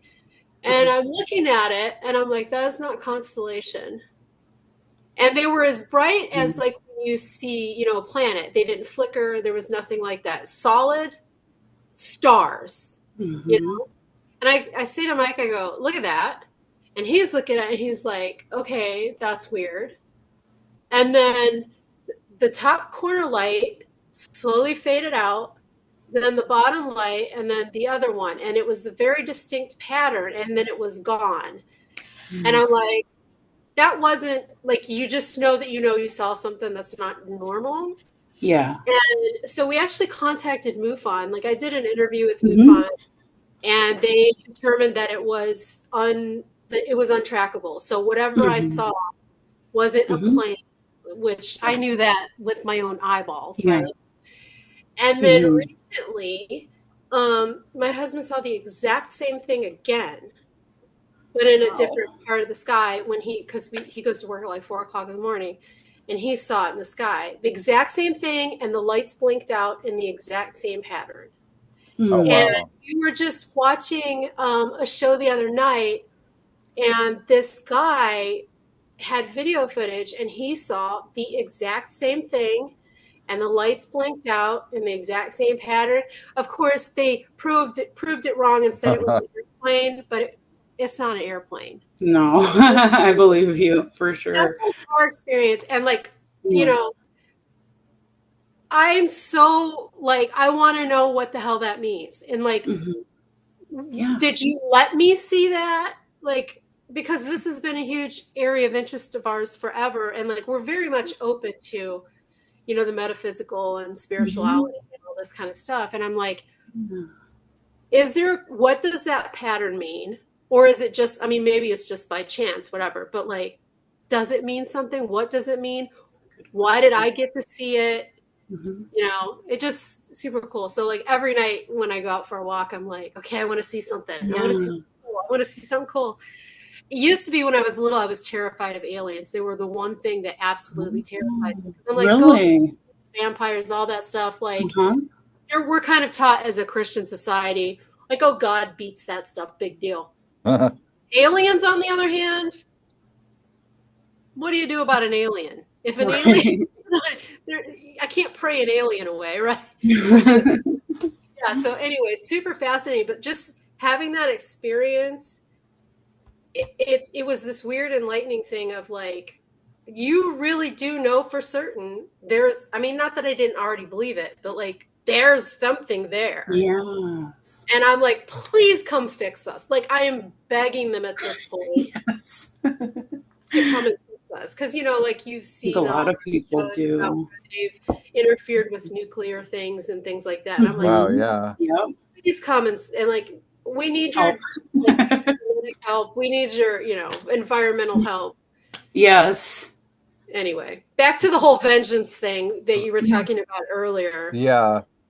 And I'm always like, Superman, you're an alien. Well, somebody like that needs to come and just fix us. I mean, there's a couple of things going on, and I can't help but think when you're talking about trying to find meaning in patterns, and this is something that Alea and I have talked a lot about just recently, and this ties in with the origin story of Small Bear. So I'm going to just briefly relate the origin story of Small Bear because it's absolutely fascinating.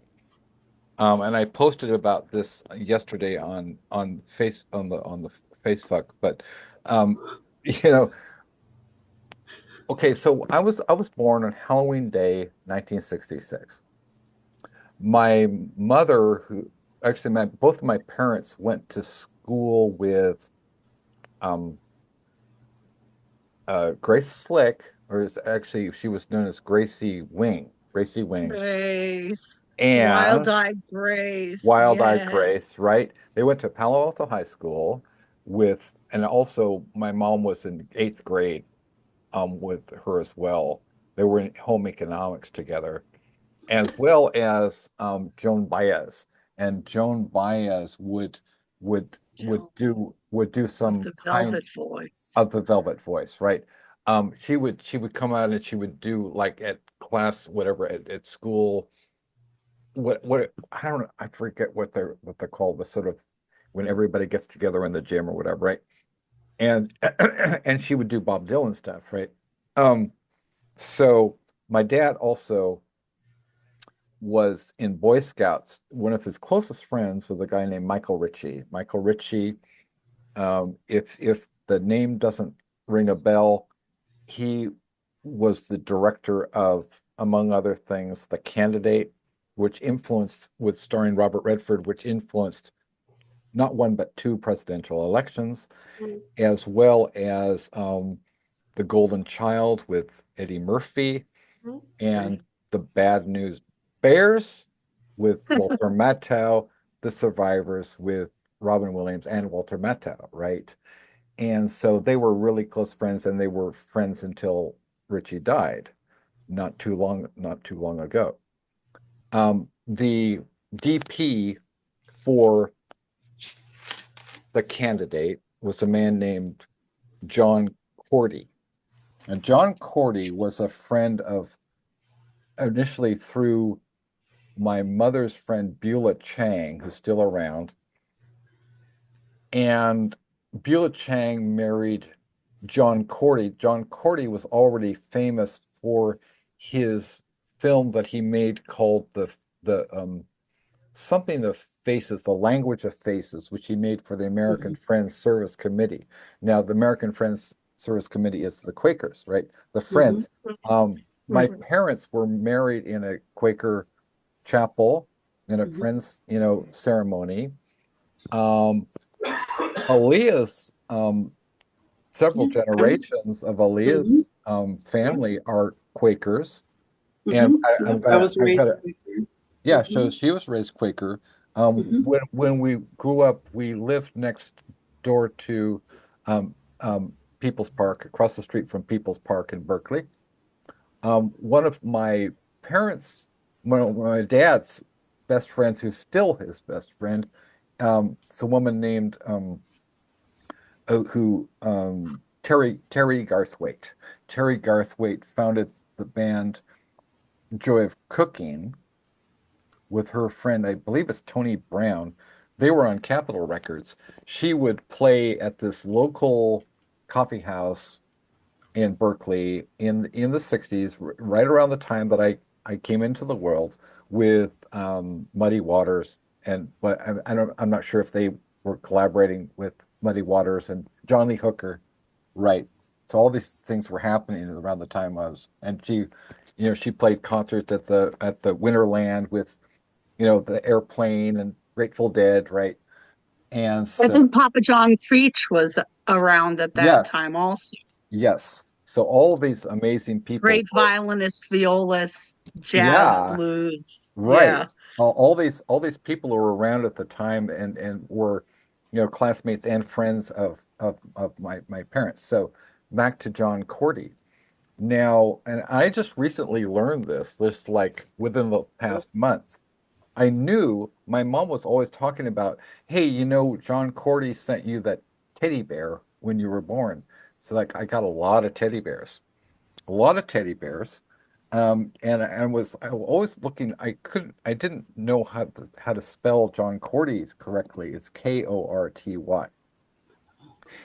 But he and his wife Beulah Chang sent me it's a beautiful kitty. It's a kitty. Yeah, he had to say hello. Aw. That's Oscar. Aw. He's a music kitty. He loves all the music. Aw. Oscar, give him a squeezes. And so John, she would always say, "Oh, John Cordy sent you the Stife teddy bear, which is like the Rolls Royce of teddy bears, right?" And I never really understood what the significance was because I didn't know who John Cordy was.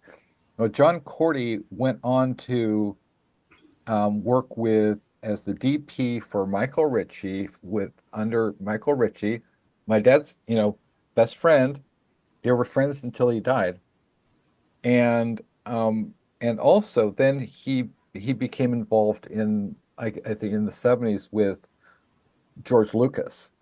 So he was out at I forget exactly where he was. I want to say Mill Valley, but he had his own sort of film lab, and he came up with the idea of having, a portable film studio, which was absolutely unique because at the time people forget that filming on location like the Philippines, which they did with Apocalypse Now, things like that was an innovation. People were pretty much stuck to the sets, So these pioneers, like we know a lot of names of like Dennis Hopper and whatever Peter Fonda and those kind of people.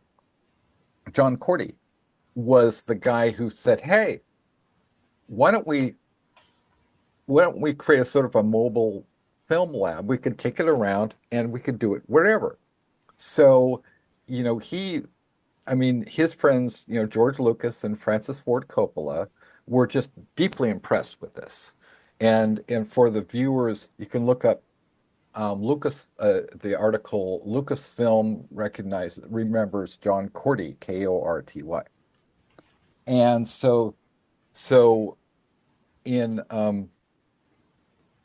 so that they were so inspired. It's like what can we do with this information? So Lucas and and Coppola created, I think it was first omni-zoetrope, and then it became American zoetrope. So they credit John Cordy for coming up with this stuff. Well, you say, what does that have to do with anything, Alex? Well, one of the films that Cordy made for George Lucas, for Lucasfilm, was called, well, he made actually many films. One of them was called Caravan of Courage, an Ewok adventure. Now, right.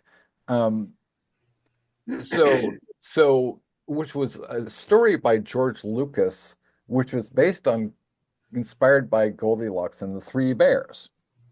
So I was sort of looking at this photo of me with a Steiff teddy bear, right? And I'd always, like, when I was a baby, I remember I was sort of like, because I had so many bears, people send me bears. I was sort of like, I'm the king of the bears. I was the king of the bears, right? But I had no idea how significant this was.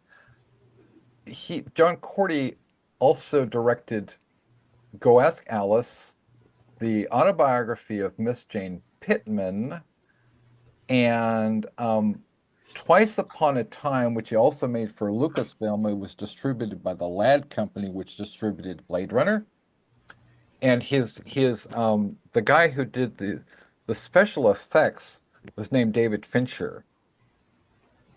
Okay, who went on to direct Seven and Alien 3 and The Social Network and Gone Girl, right?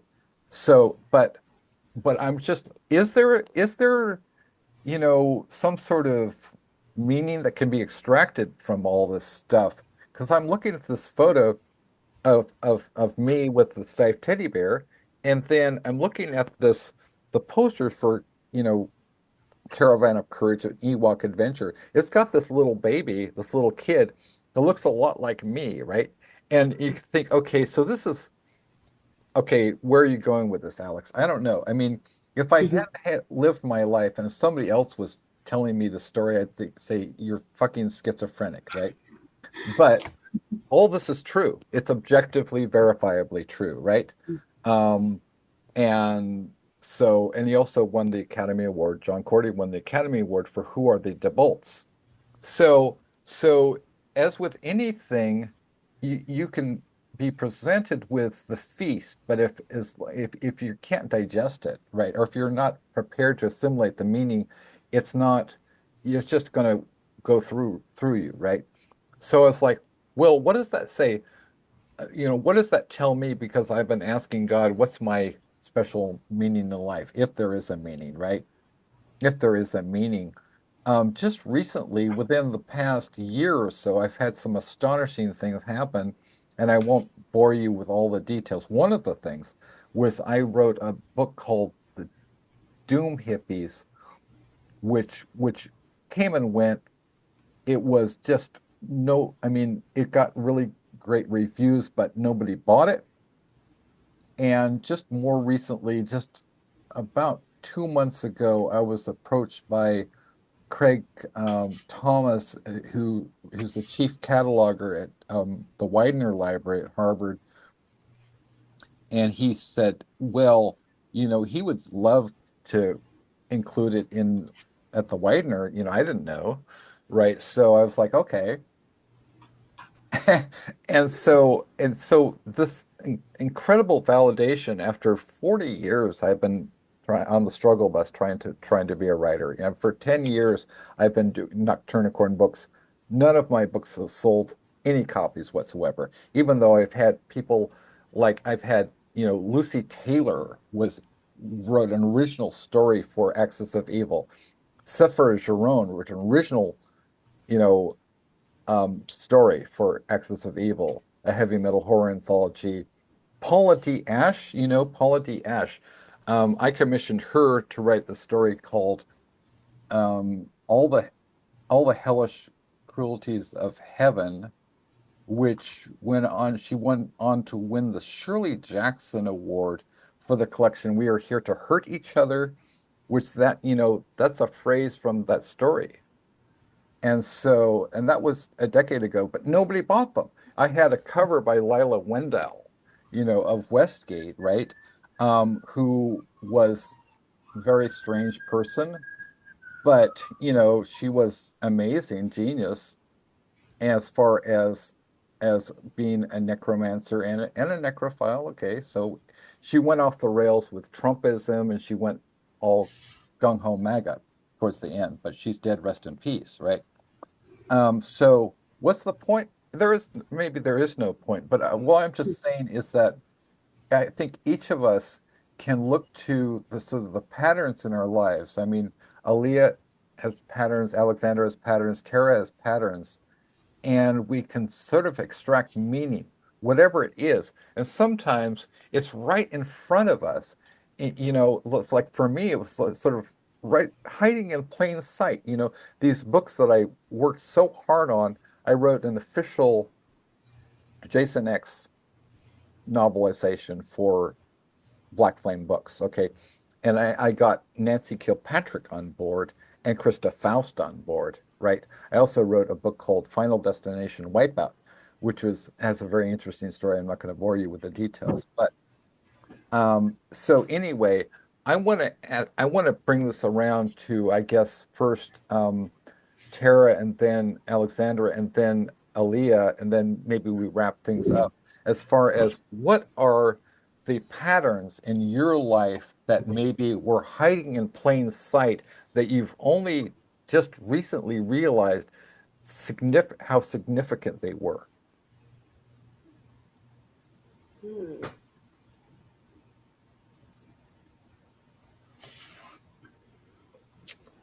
I don't know.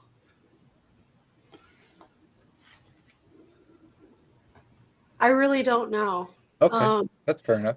I think I'm like very much an Aries. Okay. And I move forward with whatever I'm feeling at any given time. And so I don't know that I don't know that I go back and go like look at things too deeply once I'm past it. Mm-hmm. So to find patterns for me, also if I do something and it hurts me, I break that pattern right now. So I don't think there's anything necessarily that I can point to that's I don't know. I don't think that's quite fair. And I'm a Scorpio. I'm a real Scorpio, so it's like I'm always looking for the deep underground stuff. Yeah, well, I do too, but I think I'm led by my emotions probably. Okay. Versus, and I don't overanalyze a lot of things to death. So yeah, I think maybe one function of this is that unlike you, maybe I haven't been recognized by my peers or the community at large. Oh, I don't get any recognition. Well, okay, we don't get any respect. Are you kidding? I mean, I like my friend Thomas Roche. Thomas Roche, right? Yeah, that's like an individual. But well, it wasn't just an individual. Okay, it wasn't just an individual. I remember this was at the World Horror Convention, right, in Atlanta, right? And it was 1995. I was there with Cecilia Tan, right? You know Cecilia Tan? Oh, yeah, Cecilia, of course, Corbin. Cecilia Tan, right? Buddies, yes. Yes, Cecilia Tan.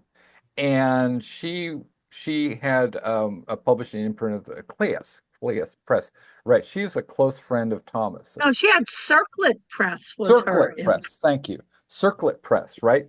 So they were having a room party for Circlet Press. There was a guy named John DeCleus, something like that. He was a teacher for Writer's Digest, and I remember he said, "Okay, I'm going to read the story." It was a dark erotica story. It was a dark vampire story. It was a gay dark vampire story.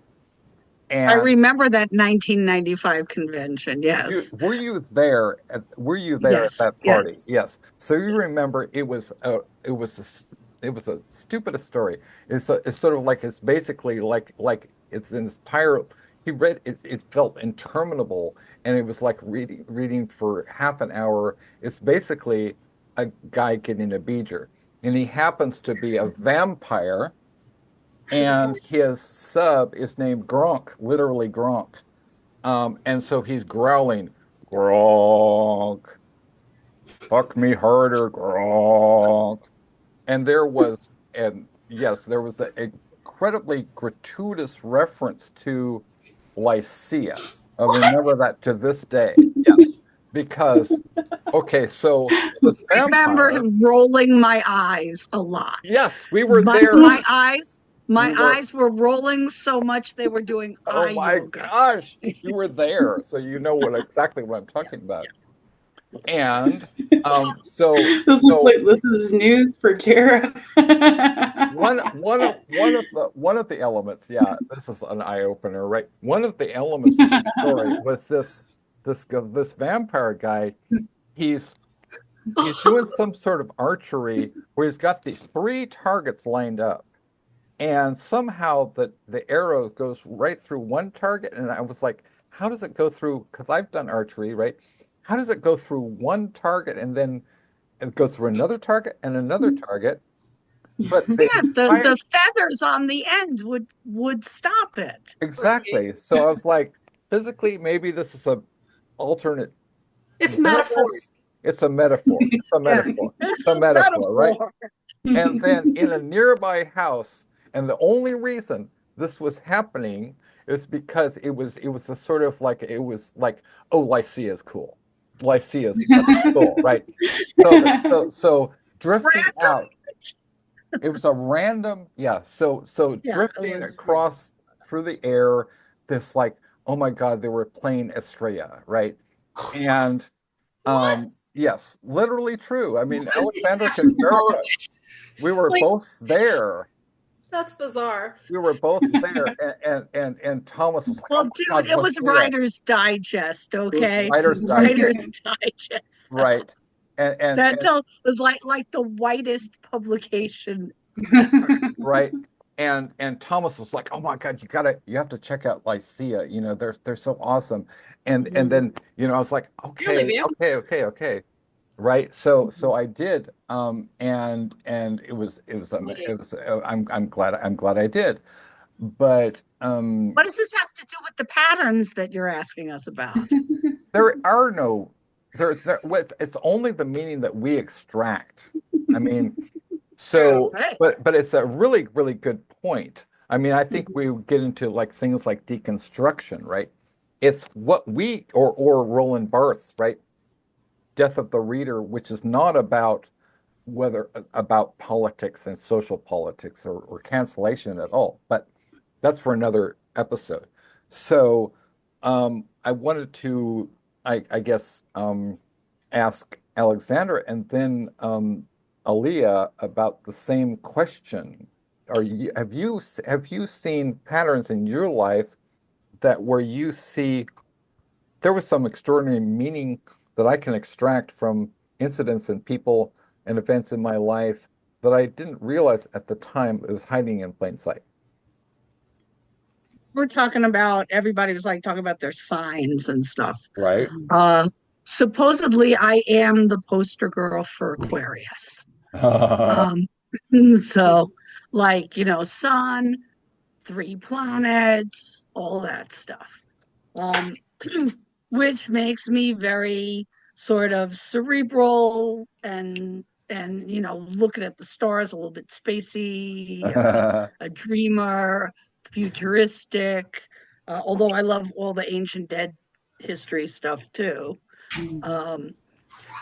And I see patterns everywhere. I'm one of those, like, say, my brain is like the Goodyear blimp, and I'm looking over seeing giant patterns. I make these connections, which is really helpful when you're reading like Aristotle and trying to explain it to freshmen, let me tell you. Right. And so I love patterns. I love seeing the acupuncture diagrams and the chakras and the Kabbalistic tree of life. I prefer the Lurianic version. Remind me to talk about that a bit after. In fact, I'm going to talk about that right after you're finished. So remind me about the Kabbalah, because that directly relates. Oh, puppy. So, Oh, you know, and seeing all these sacred patterns everywhere, the labyrinth, um, these, I mean, we have matrices. You see patterns in molecules, you see patterns in solar systems and yes. galaxies and, and subatomic I particles. was going to And go there. Yeah. I'm a big fan of studying the James Webb Deep Space Telescope and the Hubble, Nice. I and mean, can we then can we talk going down to the Hadron Super Collider and what they're discovering. And could we talk about quantum entanglement for a second? okay, I'm not a physicist. Okay. What I know about these things, I know as a historian by reading Einstein and Yeah. Hawking Sure. and Carl Sagan and Neil deGrasse Sure. Tyson. Sure. But as a metaphysicist, Uh-huh. um, and having read, all the stuff from Aristotle and Hegel and Heidegger, the German existentialists say, Right. And um, Kant and the Enlightenment and people. Yeah. and Kant, right, Right. right. And then also, studying the early Christian mystics from like the fourth to eighth centuries. Yes.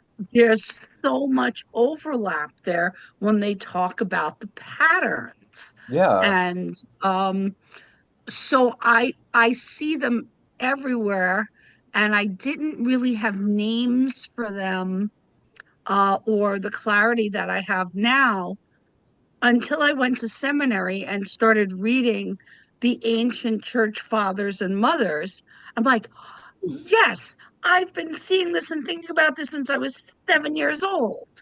And so when I write about the mystical experiences of my characters and vampires and angels and demons and rituals and tarot cards and all sorts of stuff like that, and yet I'm a skeptic. I'm always picking at things and Yeah. questioning them and looking like I'm a UFO skeptic, but I'm listening and I'm watching and saying, okay, give me something to hang on to. Right. Um, so yeah, I'm big on patterns. I love patterns. Snowflakes have patterns. Crystals have patterns. Yeah. A grain of sand has a pattern. And so sometimes when I write music or write a story, it's not an outline so much as I get two or three or five, and this will happen in poetry too, Yeah. keywords, and sort of put them on a piece of paper scattered. And then it's like, oh, look, remember that old toy spirograph that used to make those cool graphic things? And I'll sort Yeah. of do that by hand. I'm like, now I know how my story's going to go. Now I know how my poem's going to go. Now I know how my lyrics are going to go, because Right. this is connected to this one, is connected to this one. Yeah. And then I see the pattern and then I translate it into something, verbal, whether it's prose or poetry, that is comprehensible beyond the visual. Yeah. So it to me, it's like a translation process. Cool. And that's I want to go back to Tara, because I want to talk about the poem that Tara wrote for the Bauhaus book. And you put out some books of poetry. I want to know about your composition process as far as poetry, and also how it relates to music. Well, whenever I write, my whole, like, I don't sketch anything out beforehand. I may have a vague idea of where I think a story should go, but I let it organically write itself. And I am a very internally visual person. So I see everything in my head like a movie. Mm-hmm. I can sit and daydream like for hours and live whole lives. That's why the whole escapism thing. Right. Whenever I'm writing a poem or a lyric or a book, I'm watching something playing in my head and trying to translate that with words. It never is satisfying because you can't find the words to explain a scent or whatever. Yes. But you do your best to do it. So basically, when I write, I'm trying to write the movie that's in my head with touch, feel, like all the senses, and so that's basically my process. And it's funny because it takes over itself, because a lot of times, I'm sure you guys know, stories go places you didn't expect it to happen. That's for sure, Like, yeah. It's like getting possessed. Yeah, exactly. You're like, no, that character was supposed to go over there and do that, but they decided they're going over there instead. And I kind of live for that. Like, I love that they're so real and organic in their way, that they've become a real person and it's a real place to me. So yeah, that's my process. Yeah, and that sort of makes me think, because well, he wrote about it in his book, which is incredibly expensive. I don't know, it's not really, it's beyond my, affordability, but Who Killed Mr. Moonlight, Black Magic, Benediction, and Bauhaus by David J. Haskins. And in that book, he talks about how he came up with Bela Lugosi's Dead. It's a really interesting story because, again, it's sort of, Alexandra talked about possession, right? Well, and Henry Miller called it La Dictée. What happened was that that David was in his early 20s, I think, and he was working at this warehouse, and like this kind of, it's working class guys, like I always think of Bauhaus as like the dark Beatles, right? So he's working in this warehouse, and he's got all these packing slips that he has to fill out. And he's been this is like 1979, so this was on, I guess there was sort of a marathon of vampire movies and horror films on TV, including on the BBC, including the 1931 Dracula with Bela Lugosi. And so he's kind of kept thinking about, like, all this vampire stuff is going through his head, right? He's bored as shit, right? It's like, fill out another packing slip, ship out another package, and all of a sudden he starts to hear these words directly sort of, uploaded in his brain, it's like from some alien intelligence. It's like and I always wonder if it was like he's looking at these white packing slips, right? He's thinking, God, I'm bored as shit. I want to go home. He didn't have a car, he had a bicycle, right? Yeah. So he's like, all of a sudden he's like, this images and these words start to come to him at once, the white on white, white on white. He's like looking at these white on white. And then the next word is transparent. Black capes. Bela Lugosi's dead. Or actually white on white transparent, black capes back on the rack. And then it's like, well, where do we go from here? It's who do they belong to? They belong to Bela Lugosi. Whereas Bela Lugosi, he's in the black box, and who are around him, the virginal brides, right? The brides of Dracula. Interestingly enough, when his poem El Hombre Invisible, which he wrote for the Burroughs anthology, contains an Easter egg to to Bela Lugosi's Dead, and I'll let the readers discover that for themselves when the book comes out next month. Don't spoil it. Don't spoil it. Yeah, right. And so he's like, the entire song uploads in his head, and he's like, oh my gosh, what do I do? So he gets off work, gets off his shift, he gets on his bike, and he's got all these packing slips, struggle bus, right?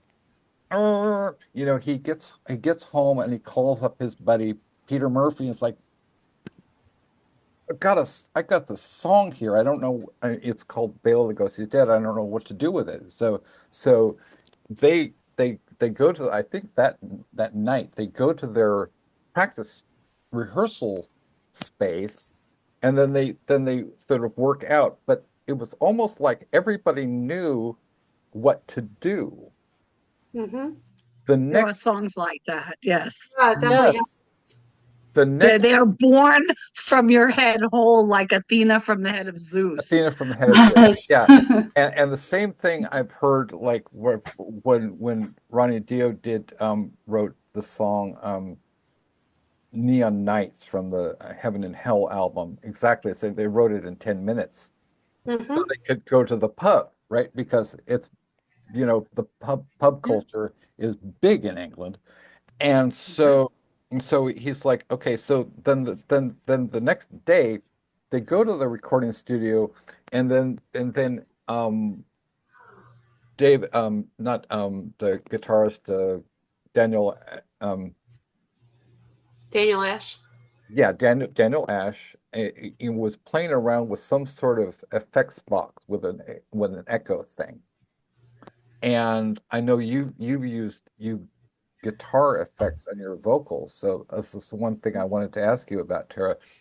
But so said he starts to scrape the strings, and it comes out as this sort of like this bat sounds, like, you know, um, they're really into dub, into dub It stuff. could be reverb, it could be 2 second delay, it could Yes, be, all that stuff. Yeah. yes. Kevin Haskins, his brother, starts to lay down this sort of, whatever. And I'm not a musician, so I can't do it justice, but that beat, right? And Mhm. then David, he I mean, it's a very simple Mm-hmm. line, bass line, but it's That's very incredibly simple too. Yeah. elegant, right? It's like three notes, right? Down, down, down. And that's like, it's the tonic note. It's almost like a drone thing, or it's more like an Eastern Yeah. thing. It doesn't, I mean, there's like the bridge, right? And at the end, oh, Bela and all that stuff. And so everybody seemed to know their parts. And then Peter Murphy is pacing like a caged animal. He's like, it's like that, and they finally, and they were probably smoking some weed or something, or whatever, but he's like, like that. And then his vocals come in again. He knew exactly how to sing it. And so they did pretty much one take. I believe it was one take. And so that was the origin story of Bela Lugosi's Dead. When my friends, Amelie Franck and Richard Modiano and Mark Olmsted, a few years ago, who are also in the Bauhaus book for reasons that will become obvious. They decided to get together because their friend, I forget his name, owns the apartment complex that was Bela Lugosi's last residence, Mm. and had been subdivided into units. So they decided it would be kind of fun just to get together, and they would stay overnight, and everybody would write their individual piece, their individual poem for this chapbook, which became Dear Bela. And then they had a party where they showed, well, they were playing, you know, Dracula, with Bela Lugosi on the whatever on the TV, and then they had Bela Lugosi's Dead playing.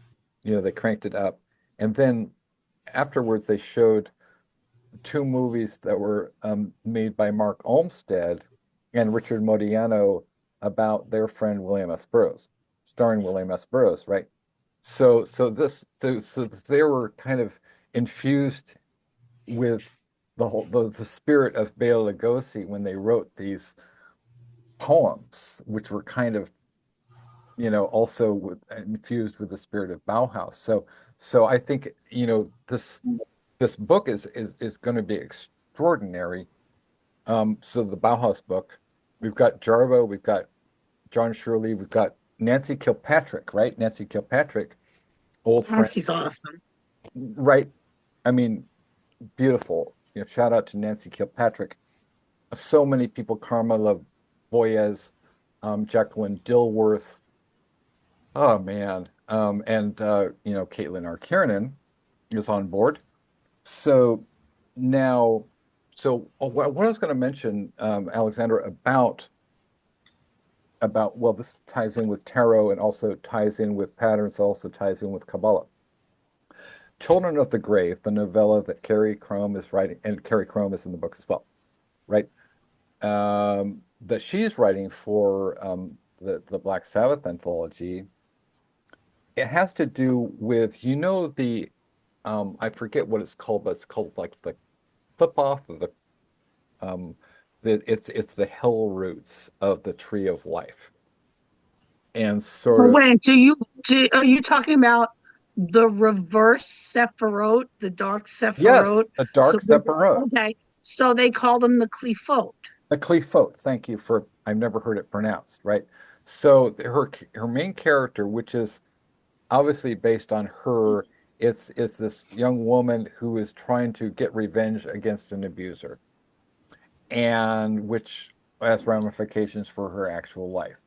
And then it's been a very traumatic process because it's not just a story, it's her life. And she was paralyzed for, I mean, I would say more than 50, oh my gosh, it's like maybe 50 years of her life were sort of paralyzed by the trauma that she endured.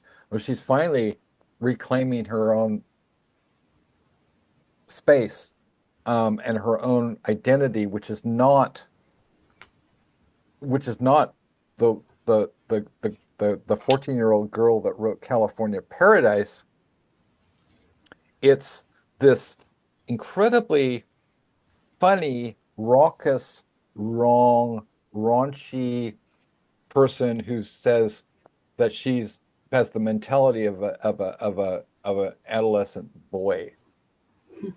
She is so fucking funny, and she's obsessed with poop jokes and scatology and just Beavis and Butthead. and Beavis and Butthead, which Alea and I are huge fans of. And we love Beavis and Butthead. what people don't know, and this is all I'm going to say about this, the song Cherry Bomb will, how do I say this? Carrie is into the real thing. So she was into like the explosive devices, the M80s, the cherry bombs. And so, right. Yeah. So she would glue the covers, the tops of like cherry bombs to her journal pages. And so that is, so the literal, it's not about like, hello daddy, hello mom. It's not about like Sherry Curry says, well, we exploited ourselves at 15 years old. She makes excuses for some gross shit like pedophilia, but I mean, it's not surprising that she's a MAGA, right? And I'll leave it at that, right? But that is the true origin story of Cherry Bomb. It's not, No, that's some super deep wounds there. Yes, that's what that is. I'm your wild girl. I'm your, and hopefully maybe with time when everybody's dead or whatever, then she will write her own story. And I hope I'm not, I just disclosed something, but all I'm disclosing is the fact that she's, I mean, I don't think it's out of hand to say that she's really, when I say that she has the, the mentality of a 12-year-old boy, and we talk a lot about like Mad Magazine and in some of our inspirations as far as, you know, and then so she and Alea and I are going to put out next year, hopefully, we're going to put out a magazine called Blammo, which is just stupid, like drunken shit, like you do, just you know, vomit stories. I mean, blowing things up, blowing up toilets. You know, I mean, it's really just like, and you kind of similar to like, you know, Billy Martin always told people, I'm a gay man. And we're like, oh no, you're not a gay man, you know. But it's like, yeah, I'm a gay man. And I wonder, you know, it's like if you read Lost Souls and Swamp Fetus and Drawing Blood and Exquisite Corpse, and you didn't pick up on the fact that Billy Martin is a gay man, okay, you know, the you know, surprise. Necessarily true. I write characters that are totally not me. Right. I don't think you can necessarily mistake the author for their work and vice versa. No, I no. mean, you know, I write No, serial killers. I am not one, you know. well, yeah, I just think in the case of because you've written from different perspectives, right? I mean, Billy Martin almost exclusively writes from the perspective of gay men, so I think it's a little different. Our mutual friend Nancy Kilpatrick has written a lot of gay and gay vampire stories. I actually gave her Amaranth the Night Carmilla sequel to Danny Filth. Carmilla, yeah. The Carmilla book. So, but and also, you know, Thomas Roche dedicated Brothers of the Night to me. I'm not gay. I'm not a vampire. He saw fit to dedicate this gay vampire anthology to me, which also has stories by Caitlin Kiernan. Well, I can't help but see sort of a pattern here, right? And so Back to patterns. what? Yeah. And so let's see. Oh. Before we go, because we've been going on and it's all been incredibly fascinating. I could go on forever. I don't know if people have things to do, but Yeah, no, I do have to get offline soon. Yes. Okay. So I'm going to wrap it up. Teenage boys in my house tonight. What? I have teenage boys at my house tonight. I gotta be. So, oh my! I gotta do this like about, you know, 10 minutes or say.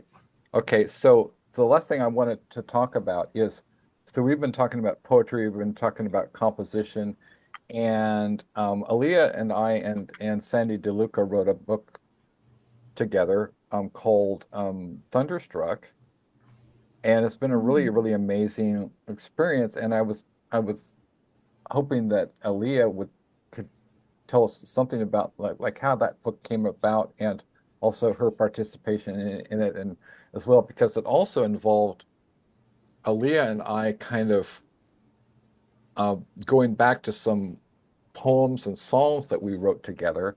One of them was a couple of them were actually doom metal songs, right? Oh, So yeah. could you talk about like, and I can't believe we actually got Pontiff of Shadows in print. Let's talk about Right. Pontiff of Shadows. If Okay. anybody's out there who plays in like a metal band or a gothic metal band or whatever, or a thrash metal band, any kind of metal band wants to record Pontiff of Shadows, please, let's Yeah. talk about Pontiff of Shadows. I mean, to me at the time, it was just, we were just kind of having fun, and we started kind of just trashing on the Pope, and it kind of formed itself out of that pretty much, I think. Like, we were just kind of making fun of like, I don't know, history a little bit. Yeah.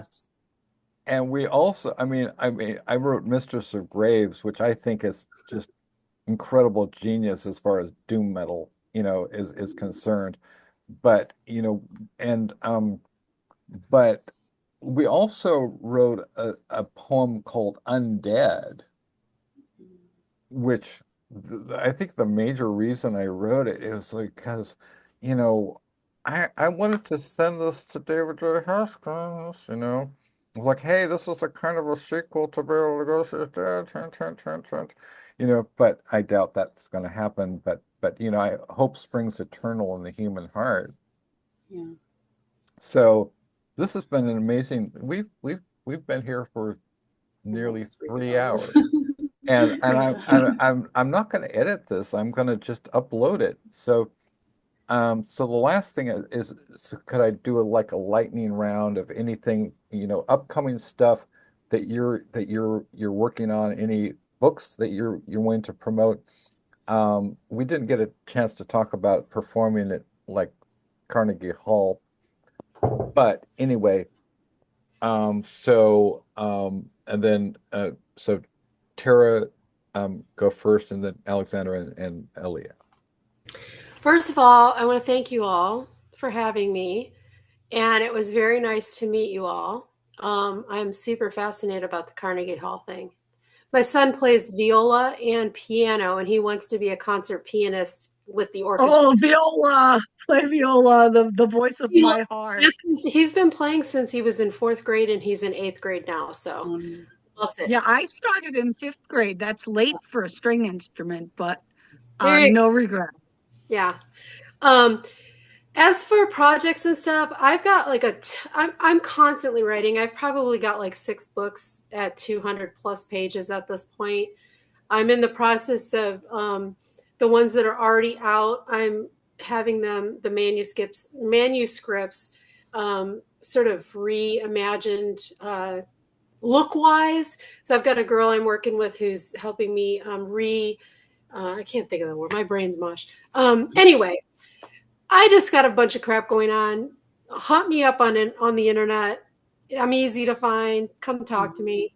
That's all. I don't have any music. Well, I do have music going on, but I'm not allowed to talk about it. But, okay, great. That's it. Okay. And then afterwards, after I'm gonna ask that we all do it like a squeezins. So, Alexandra. Tara, it's really great to meet you and hear of our typo negative connection. They're altar boys from my old family neighborhood. Oh, how cool. Peter went back to his faith at the end, just so you know. Brooklyn, man. Yeah, I'm a Sicilian Catholic, and so the angels and demons and the Pope and all that runs really deep with me. We had lots of conversations. Not uncritical, but it's still near and dear to my heart. Absolutely.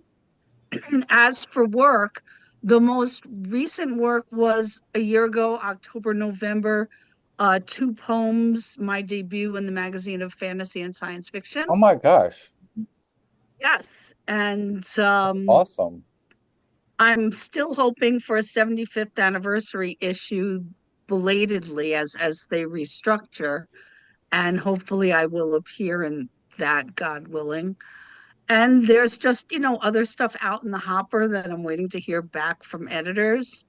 Otherwise, it's, teaching every semester and coming up with revelations and, oh my God, I can't believe my student just said that.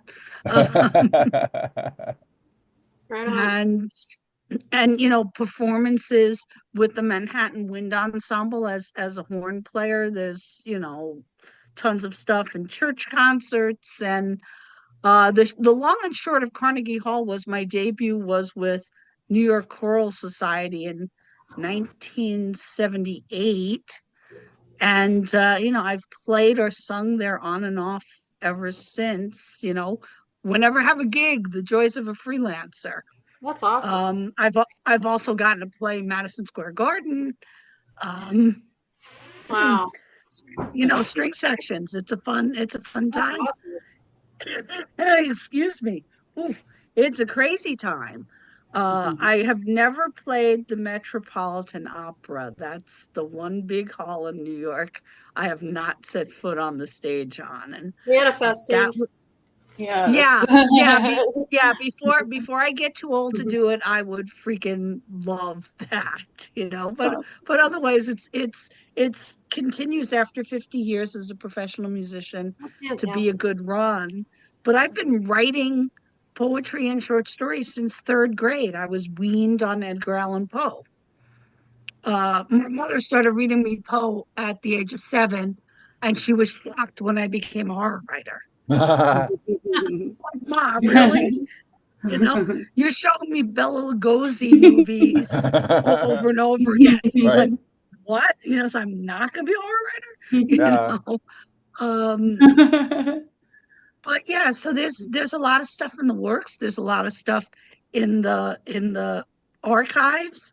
If you ever want to see or hear music, look up the Don't Quit Your Day Job Players and David Honigsberg, and you will hear my electric violin, viola, lead vocals, backup vocals, variously songwriting, co-songwriting, a whole mishmash of stuff between 1996 and 2000.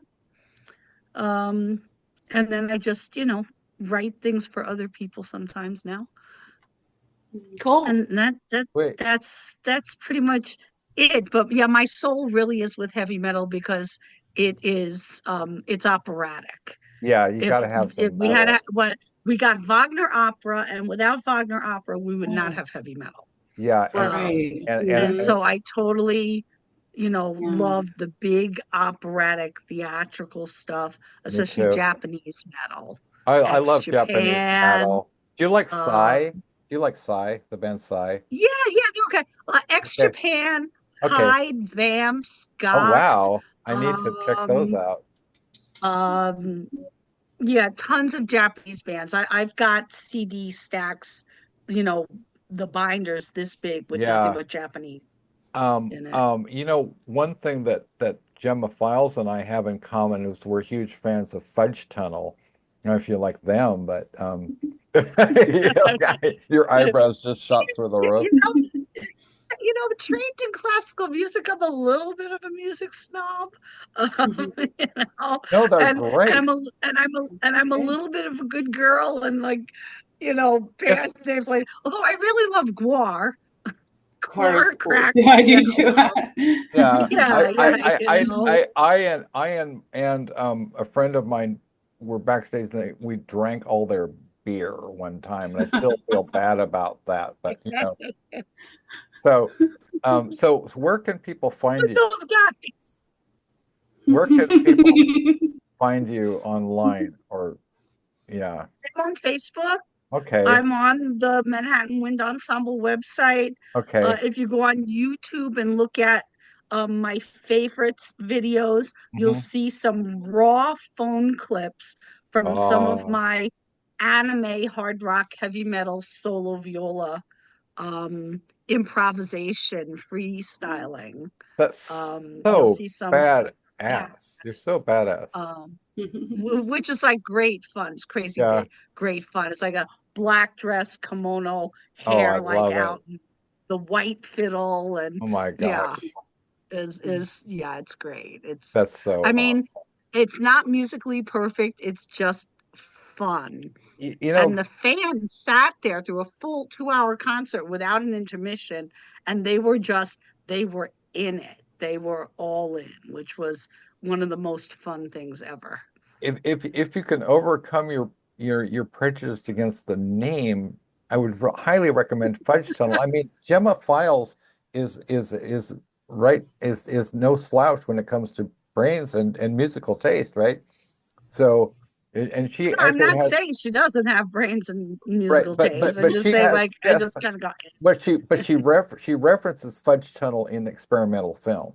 So Ah, so okay, thank you so much, Alexandra. And now Alea, what if well, you and I have a lot of stuff going on. So like what are some of the things that we're working on?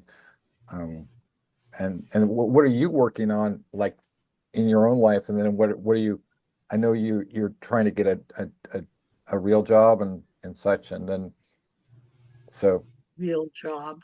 yeah, we you know what I mean? 'Cause On a surreal Yeah. job. A surreal job, right? Yeah, I mean, that's she's pretty a much it. I mean, pretty much yeah. what we're working on together, and then I got to get my butt back into the workforce here ASAP. Otherwise, we're gonna lose everything. So we got to don't have a choice in the matter. So Take that that's out. Take that out. You're not Take going to that lose out. yeah. everything. Not gonna Yeah, leave. no, I shouldn't say that, but So yeah, I so guess we can. I don't know. also okay, But so we got a lot of yeah. good stuff going on though. Yeah. So much So good stuff. one thing I want to say, and when I ask people to promote the books, like invariably Yeah. they talk about, well, what's the drop date? And I'm like, well, I have literally fucking brain damage. You know, I have a neurodegenerative brain disorder. So when and Alea and I are it. So we're Yeah, sorry, I didn't mean to 100 sound negative. It's just we're yeah, working with like that's hundreds of yeah, authors, and they're all multiple like things going on. racehorses, right? A lot of people Yeah. like will bother me. Like I love, you know, Lauren Soros. You know, he'll say, when's the Burroughs book coming out? And say, hey, you know, he'll drop into my DMs every couple of months, or when's it coming out? And I was like, oh, I don't know, I'm on the struggle bus, right? He'll go away, comes back. Greg Gaffuni. We've got so many, right? You know, Greg Gaffuni, right? He and Sandy DeLuca wrote a bunch of novels, three books together. And so I didn't mean to cut you off. I just had to say it before. Oh yes, what I wanted is that if it would be a huge help, because we don't have any budget for promotion, if Alexandra and Tara, if you could talk up our books that we're doing, like talk them up. I know Because Jarbo, we have drop dates for them, we yeah. can talk them up. Well, okay, Without drop dates, it makes no sense to talk about them. That's Actually, just being a well, tease. actually, no, because Jarbo put it up on her you know, the Living Jarbo webpage about the Bauhaus and the Burroughs thing. So it shows that it is possible. Thank you, Jarbo. I share all the links and stuff every time I'm tagged You on share, something. yes, thank you so much. They're on my Yeah. Facebook page. They've Okay. been on my Facebook page Okay. repeatedly, but Okay, Oh okay, yeah. you know, okay. So Yeah. so I didn't mean to, you know, get a little grouchy, but it's not so much, it's not you guys, it's more some Yeah. people that are like that. Anyway, I don't want to get into it, but so I'm yeah, sorry. don't- So it's great. Everything is great. Everything, we're manifesting incredible success. We have some of Yes. the best Yes. writers in the world, right? Some of the best Yeah, writers in I'm the so world. happy to be working with Legends, everybody. like Yeah, I have so much just respect for just everybody that we're working right. with. Just I mean, and I will just give 5 names, okay? Graham Masterton wrote The Manitou. He also wrote Rules of Duel with William S. Burroughs. Maxim Jakubowski, the guy who took the original Olympia Press edition of Naked Lunch, smuggled it out of Paris to give to Mike Moorcock, to give to Michael. Michael Moorcock, to give to J.G. Ballard. We've got a guy named Seb Dubinsky, who wrote The Sum of All Things, which I blurbed, and he is also a friend of Moorcock's. We just had him on the show. He's publishing with Meerkat Press, and which also publishes Kathy Koja. Meerkat Press, Laura Ann Gilman? Is that Laura Ann Gilman? I think so. I mean, they've been really great.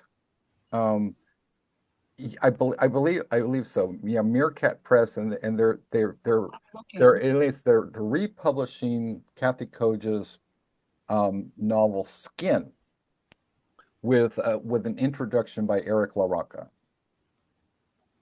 So that should be coming out in May next year. So Sum of All Things is out now, and it's got a tremendous amount of reviews. He's also in the he's also in the Bauhaus book, and he's translating my poetry collection, The Flowers of Doom, into French. So Yes, Meerkat Press is Laura Ann Gilman. yes, okay. So shout out to Laura Ann Gilman.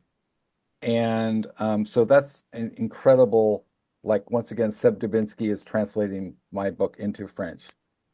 Right. And so yeah, so aside from, yes, we're manifesting great things for Nocturnicorn books. Alea and I are also writing a book called Blood Red Romance. Oh yes.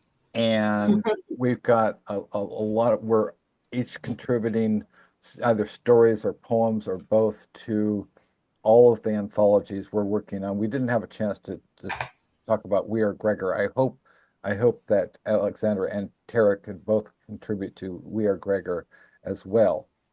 And Gregor? We Are Gregor as in Samsa, yes. And we'll talk about that afterwards. Okay. And so I'm doing a lot of books, but the one that I'm really concentrating on is the sequel to Brides of Doom and the Doom Hippies, Doom Hippies 3, The Children of Doom. It's going to have my first published short story, which is called Pen and Incubus, which was published in 1998 in Blood Songs magazine. And then, I had asked John Skip if he would name the demon in my story, and he named it Adam Smiley. And so I'm also going to, because the Final Destination Wipeout never came out. It was from Black Flame Books. It was the last book that it was the 7th original Final Destination novel that Black Flame Books was going to publish in 2005, and then they went under, so it was never released to the public. Well, I have the original manuscript, so I'm going to publish that. And if New Line Cinema is interested in adapting my book to film, it would make a great, because it's basically a satire of all the Final Destination films. So manifest, Final Destination Wipeout as coming to the screen from New Line Manifest. Cinema, right? Amen. Right. Let us go in peace. Let us go in peace, right? So to speak. Because it's Final, Destination or whatever. But okay, and the last thing, could we have a bit of a squeezance? This is how we do it. Okay. Okay. I love you guys so much. I can't tell you. Pinch the cheeks. Where is Salem? Where's Salem? Because we got to get Salem. Oh, I'm not sure at the moment. Okay. Yeah. Oscar Lifton. Okay. He's a little bit. I think he's a little bit weird about the voices coming through the computer. He's not quite as like social yet. He's still very young though, so we'll work on that. Sweet. Ciao, lovely people. Yeah, it was so nice getting to meet you all. Yeah, Thank you. yeah. Yes. Thank you so much. Thanks for being on our show. Thank you so much. All right. Right, live long and prosper. Live long and prosper. Yes. How do you do that? How do you do that? Like Actually, like that, my right? parents won't do it. Okay. Thank you so much. I love you, and I'll see you online. See you soon. Okay. Bye-bye. Right.